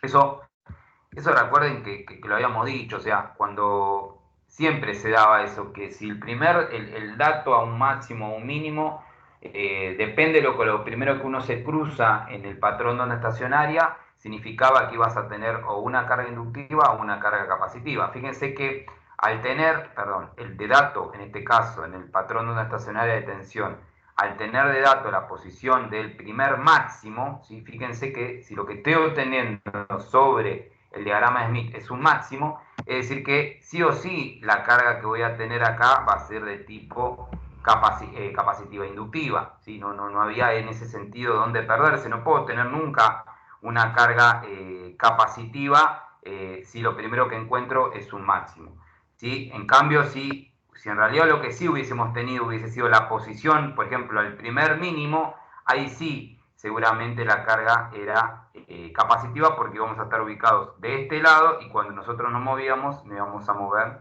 ¿sí?, de esta manera. ¿Por qué nunca puede ser? O sea, si yo tengo primero un mínimo o tengo un máximo, ¿por qué nunca puedo tener? O sea, ¿por qué siempre digo, mira, tenés un máximo, entonces la carga seguramente, dalo por hecho que es de tipo inductiva? Porque vos fíjate que la distancia que vos vas a tener como máximo, ¿sí?, la distancia que puedes recorrer, esta distancia entre mínimos, ¿sí?, entre mínimos o entre mínimos, mejor dicho, entre mínimo y máximo, es de 0,25 de lambda. Y 0,25 de lambda en el diagrama es media vuelta, ¿sí? Es decir que por eso es imposible que no se dé el caso contrario. O sea, siempre que uno tenga la posición de un máximo de tensión, como, o sea, si me dan como en este caso el dato, que lo primero que encuentro sobre el patrón de onda estacionaria es un máximo, entonces la carga sí o sí tiene que ser de tipo inductiva. Si el dato es un mínimo, la carga es de tipo capacitiva. Eso es para el caso de patrón de onda estacionaria de tensión. Para el otro caso, que es patrón de onda estacionaria de corriente, es lo mismo pero al revés, ¿sí? Es exactamente lo mismo pero al revés. Eso es un poco la idea. Fíjense que, bueno, acá marcando, perdón, lo que era la intersección esta, donde teníamos la carga, bueno, una vez que se tenía la carga, me parece que ya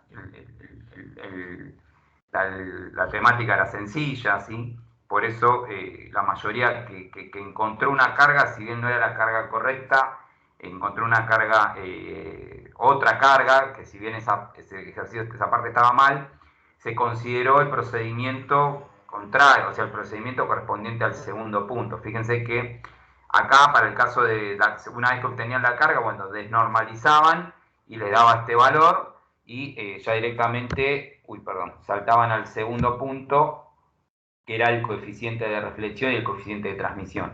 Entonces, no sé, por ejemplo, hay algunos chicos que marcaron no sé, una carga por acá o por acá, no recuerdo, pero pudieron identificar el valor del coeficiente de reflexión y de su fase. Entonces no se consideró todo el ejercicio mal, sino que se consideró algo de puntaje, como que de alguna manera supieron reconocer para otra carga que hallaron, pudieron reconocer en este caso el coeficiente de reflexión con su fase correspondiente, ¿sí? Eso se consideró.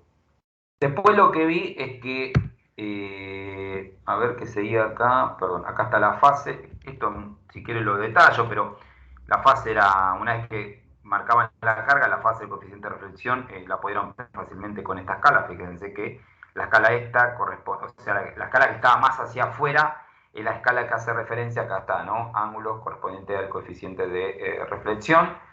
Eso la mayoría, como digo, lo pudo resolver bien, al igual que el módulo, ¿sí?, que lo obtenían de acá abajo. Fíjense que aquí está la escala correspondiente al módulo del coeficiente de reflexión. Lo que digo que hubo errores es con el coeficiente de transmisión. A ver si, no sé si nos salta. Ahí está. El coeficiente de, sí, había saltado antes.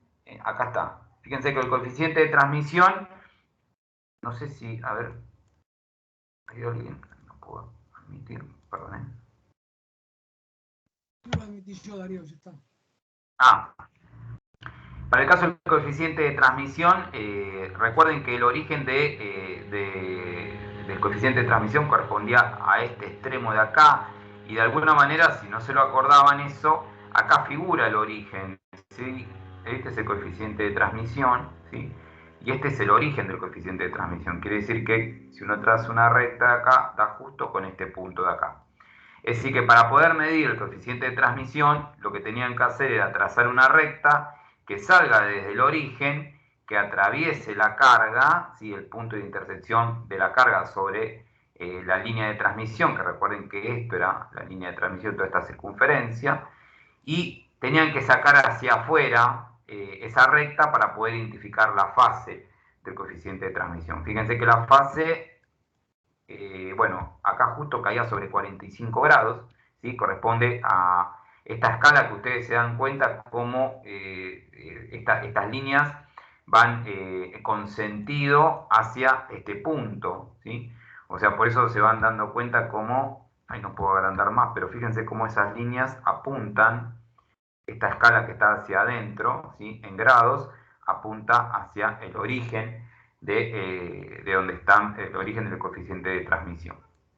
Que si acá podían obtener la fase y para obtener el módulo, que a veces también eso confunde, no es que, esto creo que lo vi, este error, trazaron una recta muchos hacia abajo y marcaron el coeficiente de transmisión acá abajo, que acá aproximadamente es 0,3, ¿sí? No, eso está mal. Fíjense que lo que tenían que hacer era tomar esta distancia, ¿sí? Esta distancia hacia la carga, si toman esta distancia, no sé, con un compás, con una regla, y trasladar esta distancia haciendo, o sea, tomando el origen acá, justamente donde dice origen, y tomando esta distancia, trasladan esta distancia, y les iba a dar el coeficiente de transmisión, que para este caso también daba 0,7, ¿sí? Es decir, que la fase era el módulo era 0,7 y fase 45 grados. Esa era la manera de calcular el coeficiente de transmisión. Y después, bueno, acá estaba el tema de la impedancia de entrada. Esperen que achico esto. La impedancia de entrada, más que la impedancia de entrada, es la impedancia a una distancia, en este caso de 3,509 de metros, que se calcula de la misma manera que la impedancia de entrada, ¿sí? Por eso figura esto. Acá pasada esta misma longitud a longitudes de onda, da 6,05 de lambda. Recuerden de que esta parte de número entero corresponde a una vuelta completa, a dos vueltas en el diagrama de Smith, porque una vuelta completa al diagrama corresponde a media longitud de onda. Quiere decir que este 6 corresponde a 12 vueltas. Por eso decimos, bueno, no lo tomamos directamente en cuenta porque nos termina mareando y nos quedamos solamente con la parte de la fracción, ¿sí? Que en este caso es 0,5 de lambda. Entonces, fíjense que acá, si uno toma esta posición correspondiente a donde tenemos la carga, ¿sí? Y miramos la escala que está hacia afuera, corresponde a 0,062 de lambda, que era lo que habíamos marcado antes. Y esa misma distancia, lo que hacemos es sumarle 0,05 de lambda, que sería, bueno, mira, tu posición 0, acá en la carga, corresponde a 0,062 de lambda. Ok, sumale la distancia 0,5 de lambda y vas a caer en un valor determinado. Ese valor determinado corresponde a estos 3,509 de metros, y lo que se pedía era el valor de esa impedancia a esa distancia de la carga. Entonces, bueno, acá, una vez que ustedes sumaban, el valor daba 0,11 de lambda. Quiere decir que, bueno, ese valor, fíjense, si ustedes tenían 0,062 y le sumaban 0,05, le daba 0,12, dije 0,112. Es decir, 11,2 es acá, ¿no? Es decir, ahí deberían trazar una recta que pase por el origen y que atraviese, ¿sí? En 0,112, y la intersección con la circunferencia de R constante y esa recta les iba a dar la impedancia, el valor de impedancia normalizada. Ahí está hecho el valor, fíjense, marcada la posición, y la intersección corresponde a esa impedancia de entrada. Que es el que tomaban este mismo valor y lo desnormalizaban y obtenían este valor de impedancia de entrada. Era igual en un patrón de una estacionaria de corriente, como les iba a dar una carga por acá abajo, capacitiva, pero la distancia que recorrían era muy parecida, era la misma, el movimiento iba a ser igual, y bueno, iban a obtener esa misma, un valor, no el mismo valor, otro valor, lógicamente. Hasta acá era la impedancia de entrada, o sea, todo correspondiente a movimientos sobre lo que era el diagrama de Smith, reconocimiento, sobre todo el manejo del diagrama de Smith. La segunda parte, podríamos decir que corresponde a la parte de la adaptación. Creo que casi ninguno lo hizo, pero es recomendable que utilicen otro diagrama de Smith. Sobre todo, imagínense ustedes que yo hago una adaptación sobre este diagrama. Lo ensucio mucho el diagrama, ¿sí? Entonces, es bueno que utilicen otro diagrama para trabajar solamente con la adaptación. Si bien me van a decir, bueno, mira, escúchame, tengo que repetir, lo único que tienen que hacer, igual a lo que hicieron antes, es dibujar lo que es la circunferencia de Rho constante y marcar la carga, nada más. Entonces, con eso es suficiente para poder hacer después la adaptación. Por eso se recomienda que lo hagan. Igualmente, yo ahora no recuerdo los errores en la adaptación, pero la verdad que ahora a ver, capaz, a medida que lo voy haciendo, lo recuerden. Recuerden que era una adaptación con STUB, así que lo que tenemos que hacer es directamente plantear o de alguna manera ver el diagrama de Smith como admitancia, ¿sí? Es decir, que para poder ver el diagrama de Smith como admitancia, tenemos que calcular la admitancia de carga. Y recuerden que para calcular la admitancia de carga era muy sencillo en el diagrama, simplemente continuando esta recta, ¿sí?, hacia el otro lado, y tomando la intersección entre la circunferencia de Rho constante y esa recta, obteníamos la admitancia de carga, ¿sí? Que fíjense que es lógico, porque es justamente a 180 grados de el valor de la impedancia de carga. Entonces, ahí está hecho el otro trazo, y la intersección, fíjense que nos iba a dar la admitancia de carga.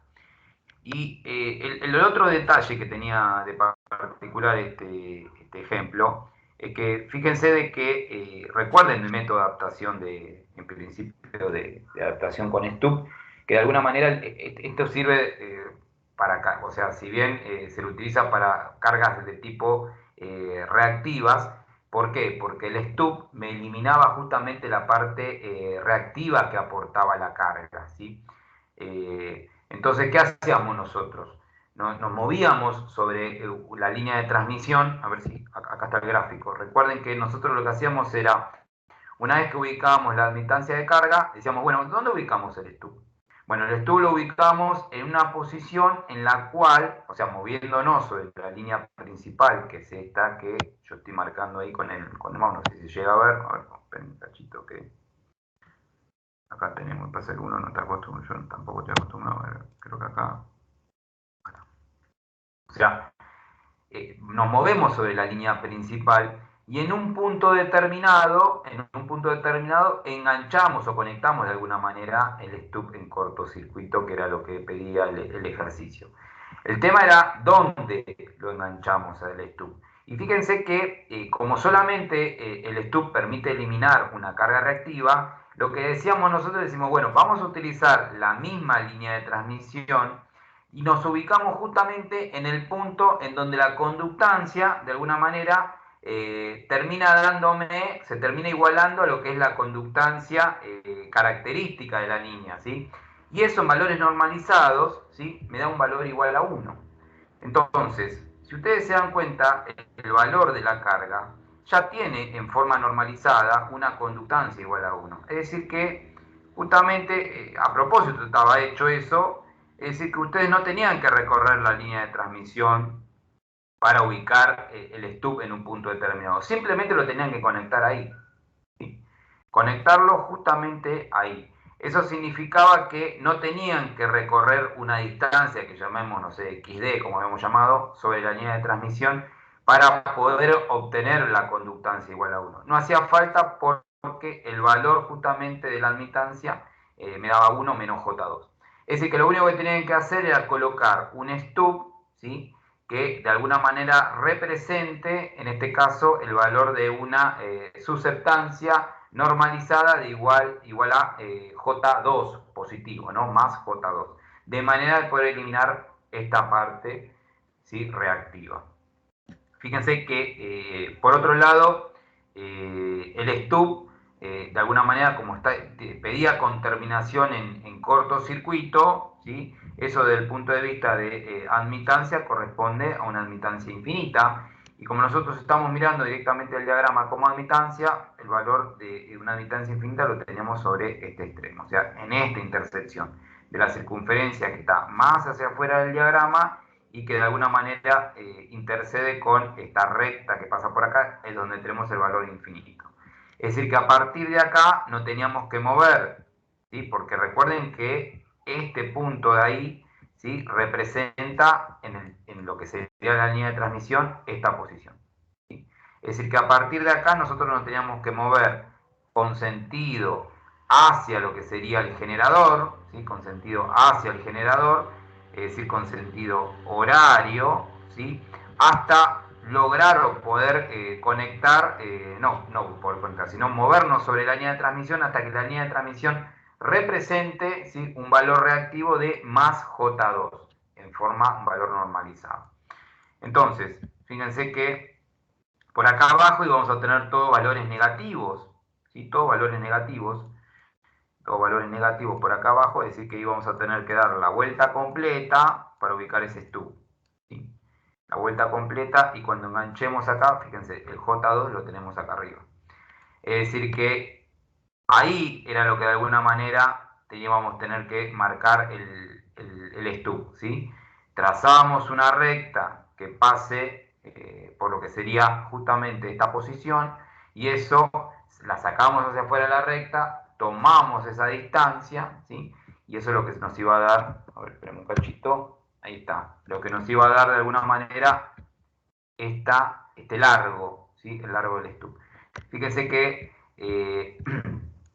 acá tomábamos esta distancia de acá, ¿sí? Fíjense que esto es 0,178 prácticamente, no, 17,246 de lambda. Es decir que si uno recorre la línea, ¿sí? Desde esta posición, fíjense que justo acá recorremos un cuarto de longitud de onda, o sea, 0,25. Uy, perdón, se me fue. Tienen que pongo de vuelta el... ¿sí? Esto es láser. Hasta acá teníamos 0,25. Desde esta posición, moviéndonos, ¿sí? Media vuelta en el diagrama corresponde a 0,25 de lambda. Quiere decir que ese 0,25 de lambda le teníamos que sumar 0, fíjense que acá tenemos 0, así que 0,16, dijimos 6.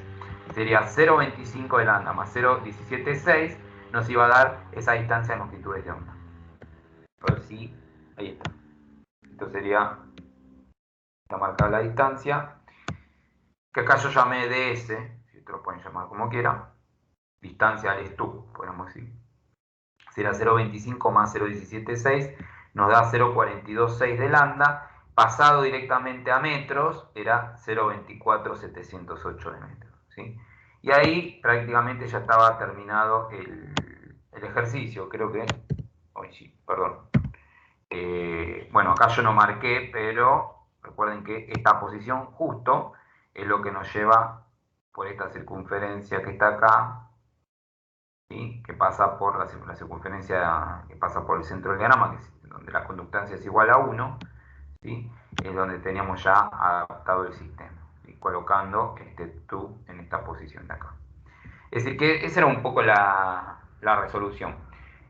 Para el otro caso, que era el dato de alguna manera el patrón no estacionario de corriente, el ejercicio era igual, y van a tener ustedes la posición de la carga, en vez de ser inductiva, era una carga de tipo capacitiva, ¿sí? Es decir, que seguramente cuando trazaban, querían averiguar el valor de la admitancia, iban a obtener una admitancia de este otro extremo, por acá, no sé, no recuerdo.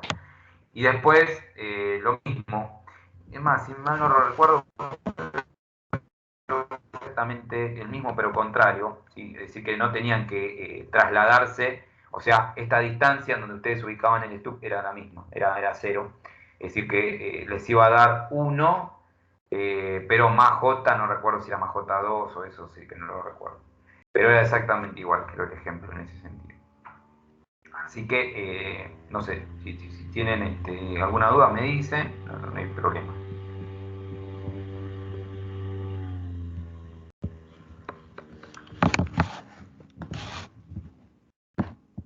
No veo nada en el chat. Yo hice algunos avisos. Bueno, si no hay dudas, nos vemos directamente en la recuperación del segundo parcial, que vimos que era el 20. ¿Alguien dijo algo? No. Yo No. voy a consultar algo. Sí. Decime. De ahí, cuando tenemos en el máximo, entonces encaramos en sentido horario, y cuando tenemos el mínimo, no, perdón, en el máximo en sentido antihorario, y en el mínimo también.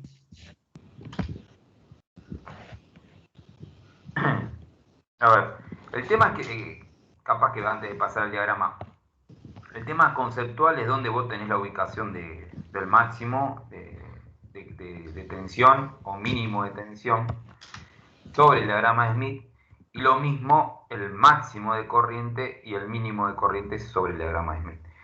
Entonces, con eso sí vos ya te das cuenta lo que creo que me quisiste decir. Fíjate que para el caso del máximo, ¿sí? Tener la posición del máximo de tensión, espera que trazo la recta, la circunferencia, acá está.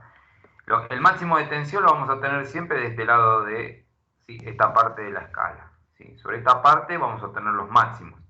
Y en este caso particular, para el caso de esta línea de transmisión que nos dio este ROE, justamente va a ser en este punto de acá. En esta intersección de la línea con esta recta que pasa, que atraviesa por la línea, ahí vamos a encontrar el valor del máximo. Eso lo vimos, o sea, quedó demostrado de una manera, en forma teórica, por qué acá está el máximo, ¿sí? Lo mismo acá, que está el mínimo. O sea, desde un punto de vista del diagrama, esto era el valor de la tensión máxima es 1 más el coeficiente de reflexión por la tensión incidente. Y vos tenés, fíjate que si vos tomás el módulo del coeficiente de reflexión, es esta distancia, ¿sí? Esta distancia radial representa el coeficiente de reflexión, ¿sí? Es decir que 1 más el coeficiente de reflexión justamente representaría este valor de acá. Lo mismo con el mínimo, con el valor de la tensión mínima. Eso pasa cuando tenés el patrón de onda estacionaria de tensión. Entonces, lo que yo dije respecto a que si vos lo primero que encontrás en el patrón de onda estacionaria es, en este caso, un máximo, significa que vos estás parado acá, como en el caso del ejemplo. O sea, si vos estás parado para acá, ¿sí? Esta distancia de acá hasta acá, siempre esta distancia que yo estoy marcando ahí con... ¿Se ve el mouse ahí? Sí, ¿no? Esta distancia que yo estoy marcando acá, siempre va a ser menor a 0,25 de lambda. O sea, ¿se entiende lo que digo? O sea, siempre va a ser menor. Y si vos te fijas desde acá hasta acá, ya tenés 0,25 de lambda. O sea, si vos volvés desde este punto y te mueves en sentido antihorario, si te mueves 0,25 de lambda, caes en un mínimo. ¿Se entiende? Es decir, que esta distancia que vos recorres acá siempre va a ser menor a 0,25 de lambda. Por eso lo que yo digo es que si el dato que te están dando a vos es que lo primero que encontrás en un patrón de onda estacionaria de tensión es un máximo, no tenés otra que la carga sí o sí va a ser de tipo inductiva y va a estar en la parte superior del diagrama. ¿Por qué? Porque esta distancia que tenés desde acá hasta acá siempre va a ser menor a 0,25 de lambda. ¿Sí? ¿Por qué? Y bueno, porque justamente, la distancia entre un máximo y un mínimo es 0,25 de lambda. Entonces, si vos recorres 0,25 de lambda, caes en un mínimo. ¿Sí? ¿Se entiende lo que digo? Salvo que tu carga justamente sea eso, ¿no? Sea de valor resistiva pura. Entonces, si tu carga de tipo valor resistiva pura, entonces sí, vas a caer justo acá. ¿Entiende un poco lo que digo? Pero si no, si tiene una parte reactiva, lógicamente va a ser de tipo inductiva para el caso de un máximo. Si el dato es un mínimo, hace cuenta que esto esté trasladado de alguna manera y que vos acá, esto lo tengas acá, por decirlo de alguna manera. Entonces, en ese caso, vos sabés esta distancia. Entonces, al moverte hacia lo que es la carga, como te tenés que mover en sentido antihorario, ¿sí? Hacia abajo, y la distancia que vas a tener entre el mínimo, ¿sí? Entre el mínimo y la carga tiene que ser menor a 0,25 de lambda, entonces sí o sí la carga va a ser de tipo capacitiva. Fíjate acá un poco, si bien acá no está del todo detallado, fíjate que vos acá no estás en cero. Esto que vos tenés acá es un valor de tensión BL, ¿sí? Que es la tensión sobre la carga. Y no estás pasando por el eje justo, no estás intersectando al eje en Z igual a 0. Es decir que este valor que tenés acá justamente te está diciendo que tu carga tiene un valor de tipo, en este caso inductivo, porque lo primero que encontrás es un máximo, ¿sí? Pero esto no está pasando por 0, ¿sí? Entonces, cuando pase esto por 0, hace de cuenta que el eje, cuando esto pase por 0, vas a estar por acá. Acá, donde yo tengo la manito, y este punto, donde yo tengo la manito, y este punto es 0,25 de lambda. Justo. ¿Sí? Es decir que, si esto es 0,25 de lambda, vos sí o sí estás en una posición anterior a 0,25 de lambda, porque 0,25 de lambda lo tenés acá. Entonces, si vos te mueves en sentido antihorario, 0,25 de lambda lo tenés acá, en distancia. ¿Se entiende lo que digo? Sí, perfecto. Capaz que hablé demasiado y te mezclé más, no sé. No, perfecto. O sea, y después, si yo tengo un mínimo, sí, ahí sí es hacia Es abajo, ¿verdad? capacitiva, exactamente. Si tenés un mínimo, vas a estar acá. Te dan el dato del mínimo, vas a estar acá. Entonces, vas a ver que cuando recorras esta distancia, ¿sí? Vas a tener, no vas a poder estar en un máximo, solamente va a ser capacitiva. Nosotros en la clase normal dimos un ejemplo y no dimos de la distancia esta, sino creo que dimos la distancia al segundo máximo, ¿sí? Como para complicar un poquito. Acá lo hicimos un poquito más sencillo todavía. No dimos la distancia al segundo, sino dimos la distancia al primero, ¿sí? Es decir, que para que salga todavía un poco más sencillo. Para el caso del patrón no estacionario de corriente, es igual, pero al revés, ¿sí? Es igual, pero al revés. ¿Se entiende? Darío, Sí. fíjate en el chat, Fiamma, que no debe tener audio, mandó A una. ver, lo leo. Fíjate, A mí lo que me confunde es que el punto donde la tensión es máxima, la corriente es mínima.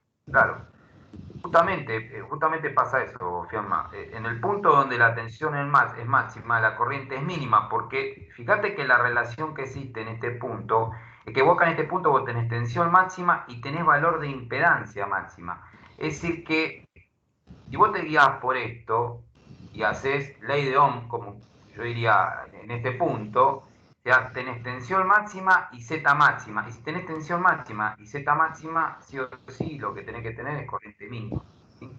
Lo mismo en este otro punto, vos acá tenés tensión mínima. Tenés tensión mínima y valor de impedancia mínima también. Que sí que en este punto la corriente es máxima, ¿sí? Justamente lo que te está diciendo es correcto. Eso es lo que pasa.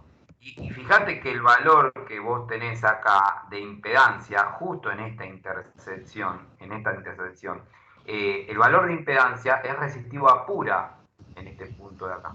Justo acá, en este punto acá, y en este punto acá es resistivo a pura.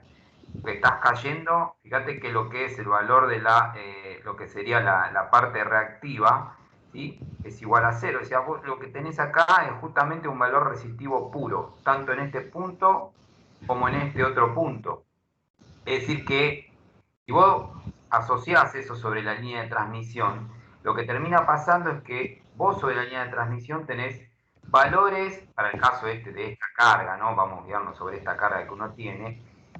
Lo que termina pasando con el patrón de onda estacionaria va describiendo yo diría, una forma de onda que no es sinusoidal, sino que es una pseudo sinusoide, no es una forma sinusoidal.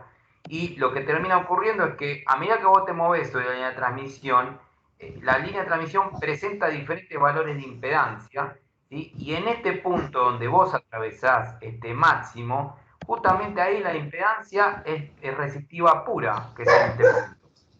Después vos seguís moviéndote por la línea de transmisión y como yo me estoy moviendo en sentido, en este caso, hacia lo que sería hacia el generador, me estoy moviendo en sentido horario. O sea, estoy en este punto y me sigo moviendo por acá. Fíjate, cuando yo me muevo por acá ya, lo que termina pasando es que adopta ya valores de tipo capacitivo acá, lo que sería el valor de impedancia.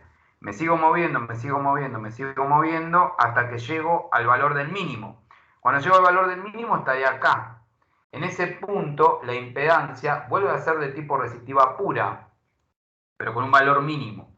Y después se comienza a repetir, ¿sí? Se comienza a repetir, es decir, los valores que yo voy atravesando sobre la línea de transmisión terminan siendo siempre los mismos. Eso es lo que termina pasando. No sé si te mezclé también más o no. Lo que vos quisiste escribir ahí en el chat es eso. Sí, es eso. Y justamente el valor de tensión máxima representa la posición esta en la línea, representa un valor de tensión máxima y un valor de impedancia máxima. Es decir, que desde el punto de vista de la corriente es mínima. ¿Sí? Y para este caso lo mismo, ¿sí? Tenés tensión mínima, tenés valor de impedancia mínimo, ¿sí? Y valor de corriente máximo. Es eso lo que está pasando. Fíjate todo que vos acá lo puedes calcular el valor ya que estamos, ¿no? El valor de lo que sería la impedancia. Fíjate que el valor de la impedancia en este punto, fíjate que es, acá vos tenés 5 y acá tenés 5,9. Este 5,9 es el valor normalizado. Si vos lo desnormalizás y lo multiplicás por 50 ohm, tenés el valor de la Z max acá. Y lo mismo puedes hacer acá. Acá, fíjate que vos tenés 0,15, 16, 17, ponele 18. 0,18 lo desnormalizás y lo multiplicás por 50, te va a dar un valor de impedancia mínima. Esos son los valores máximos y mínimos que vas a tener, ¿sí? El valor máximo de impedancia y el valor mínimo de impedancia. Cuando es resistiva pura la línea, ¿no? Cuando se comporta como resistiva pura. ¿Se entiende? Uy, perdón.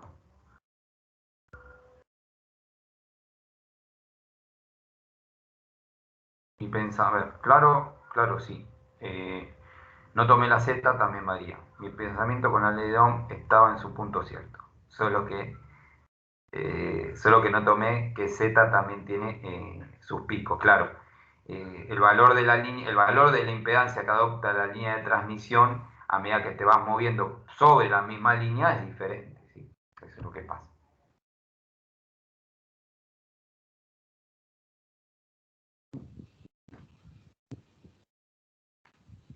Bueno, no veo nada más en el chat. No sé, alguna otra duda, una pregunta.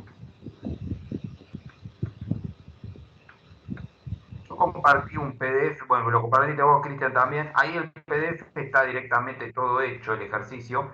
No tienen este paso a paso, pero entiendo que ahora lo van a poder ver un poquito más claro. En el chat se arma a poner otra cosa que puedo. No entiendo. Otra cosa, puede retornar sobre El el inciso 2 de ese problema. Retornar sobre el inciso 2 del punto de los problema. coeficientes. Me parece que me equivoqué y quería ver de nuevo cómo era. Sí, ya volvemos acá. Fíjate que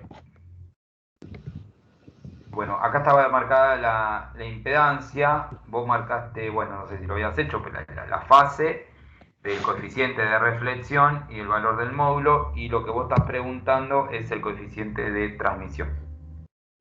El coeficiente de transmisión, como te digo, recordad que el 8, no sé acá por qué se me calzó, no me aparece esto acá. Me parece que por el propio chat. A ver, espera a ver si lo puedo sacar porque me molesta.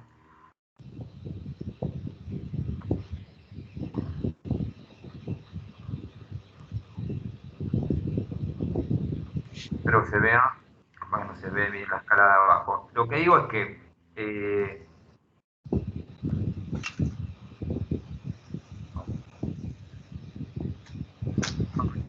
parece. No es lo mismo. Ahora se tiene que ver. Ahí abajo, perdón. ¿Pasa qué?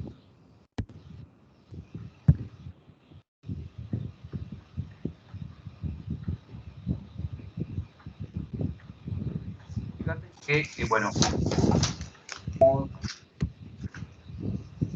vos trazás, cuando trazás, no, digo, para calcular el coeficiente de transmisión, trazás una recta, pase por el origen. Ahí no sé si alguien quedó con el. No sé si vos. No, vos no sos Cristian, porque tu perro está muy callado, no sé qué, debe ser alguno de los chicos. Fíjense que si trazan una recta que pasa por este, o sea, que sale de este punto, porque recordad que este punto justamente representa el origen de los coeficientes de transmisión. Así como el centro del diagrama representaba el origen de los coeficientes de reflexión, este extremo representa el origen de los coeficientes de transmisión. Es decir, que trazando una recta que salga desde acá y atraviese a donde estaba la carga, y la sacás bien hacia afuera para ya identificar la fase, podés ver la fase por un lado. Recordad que la fase corresponde a esta cara que está del lado de adentro. Acá dice ángulo coeficiente de transmisión, que aparte vas a dar cuenta porque las líneas apuntan hacia el origen, ¿sí? Si vos recorres toda la escala, vas a ver que apuntan hacia el origen. Y ahí puedes identificar fácilmente la fase de coeficiente de transmisión.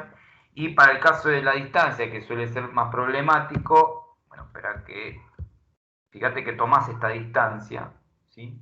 Con una regla, con un compás, lo que sea, y lo que haces es trasladar esta distancia haciendo, acá está hecho, fíjate que es esta misma flecha que está acá.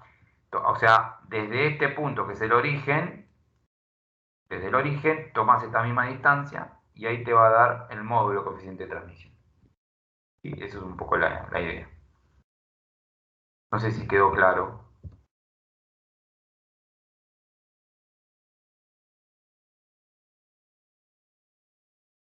A ver. Sí, sí, por ahí que sí. Gracias. Perfecto. Bueno, eso es la idea. Una pregunta, profe. Sí. Con respecto al el punto del 2, yo me guié por, cuando preguntaban en el último punto si se podía producir una reflexión total interna, yo me guié más que nada por la ley de Snell, pero no sé si está bien lo que puse. Dije que no, porque bueno, pasaba el rayo de digamos, de un medio con menor índice de refracción a uno con mayor índice de refracción. Entonces, Correcto, eso está bien. está bien. Sí. Bueno, o sea, entiendo que tendría que ser al revés para que pueda ser como en el caso de la fibra óptica que... Claro, eso está bien. Sí. Perfecto.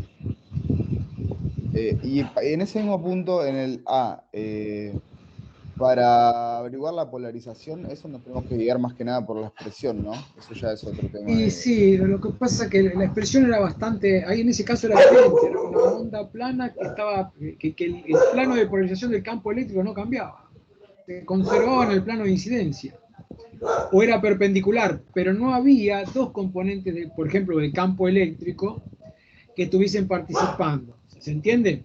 Claro, solo J. Si había dos componentes, a ver, Darío, comparto pantalla, a ver si puedo. Déjenme ver, a ver, ahora tengo que abrir otra vez el Zoom. Ténganme paciencia.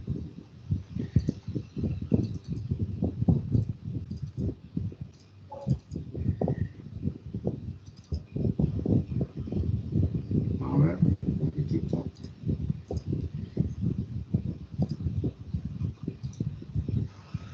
¿Se ve ahí?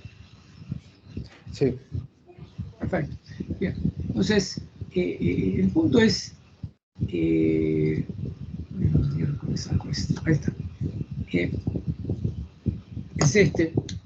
A ver, en el problema que estamos planteando nosotros, la situación era que teníamos una interfaz, y voy a hacer un dibujo plano bastante sencillo que no genere muchos problemas de interpretación.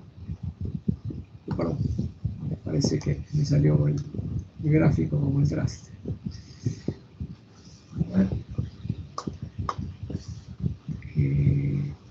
Acá, a mi interfase, nosotros teníamos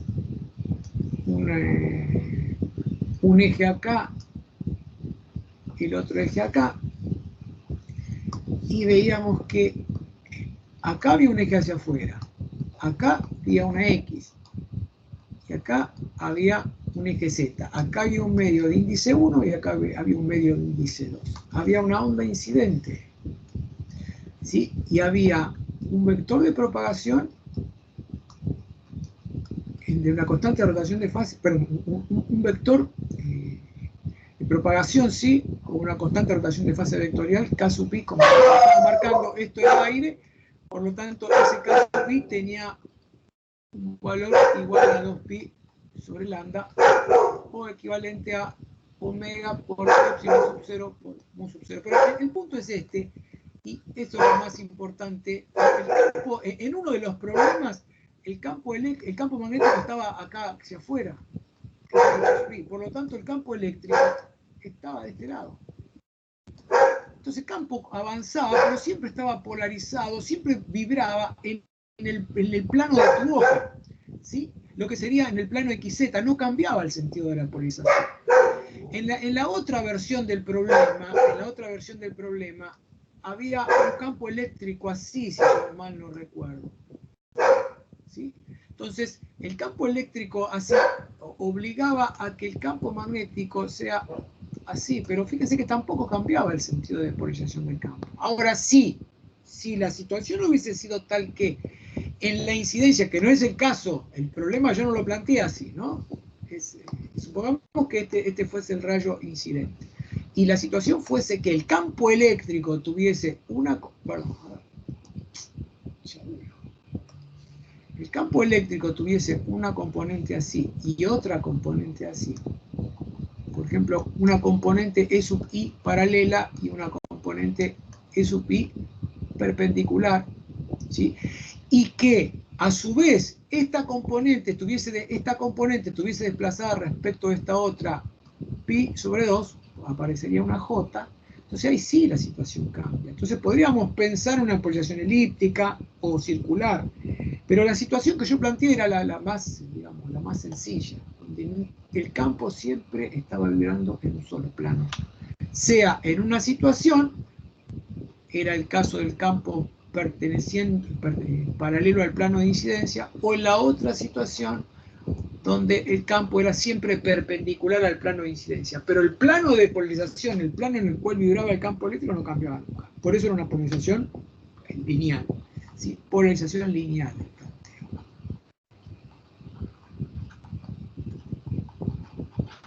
No recuerdo ahora específicamente los que contestaron o no contestaron esa pregunta. Pero bueno, esa es la situación. No sé si acabo de responder tu planteo. Sí, profe, se entiende. Perfecto. Bien. Bueno. Yo ya dejo de compartir pantalla. ¿Está bien? Bueno, entonces sí. Yo simplemente recién puse en el chat el registro, les pido por favor sí que se anoten a los exámenes recuperatorios que tengan que venir. Hasta ahora yo tengo registrado a Celada, a Gil Bisset y a Púrpura Salerno. Después mándenme un correíto a aquellos que, bueno, todavía por ahí están pensando si van a venir o no. Bueno, mándenme un correíto. Ahora le mando el correo yo, profe. Perfecto. Bueno, gente. Bueno. Si está todo ok, podemos ir cerrando la reunión. Espero que les haya sido de utilidad. Y bueno, esperemos haya mejor suerte en el próximo examen. Profe, perdón, para promoción, ¿ustedes tomaban algún complementario aparte de los dos exámenes? No, son los exámenes que hay que sacar más de 8 y sí. Lo que había que hacer era recuperar en diciembre. No podíamos patear y había que recuperar un solo parcial, no se podían deber los dos. Y hay que ver, y todavía hay que cerrarlo en diciembre, no hay que patear nada para febrero, si no ya se pierde la promoción. Perfecto. O sea que ustedes que deben, tienen sí o sí, si quieren, los que tengan la posibilidad de promocionar, conservar esa posibilidad, debería venir el 20. Ok. No sé si alguien de ustedes, no creo, me parece que ninguno de ustedes debe el primer parcial. Pero bueno, no me acuerdo eso. No lo recuerdo bien. Pero bueno, esa es la situación. ¿Ok? Buenísimo. Bueno, entonces sí, cerramos hoy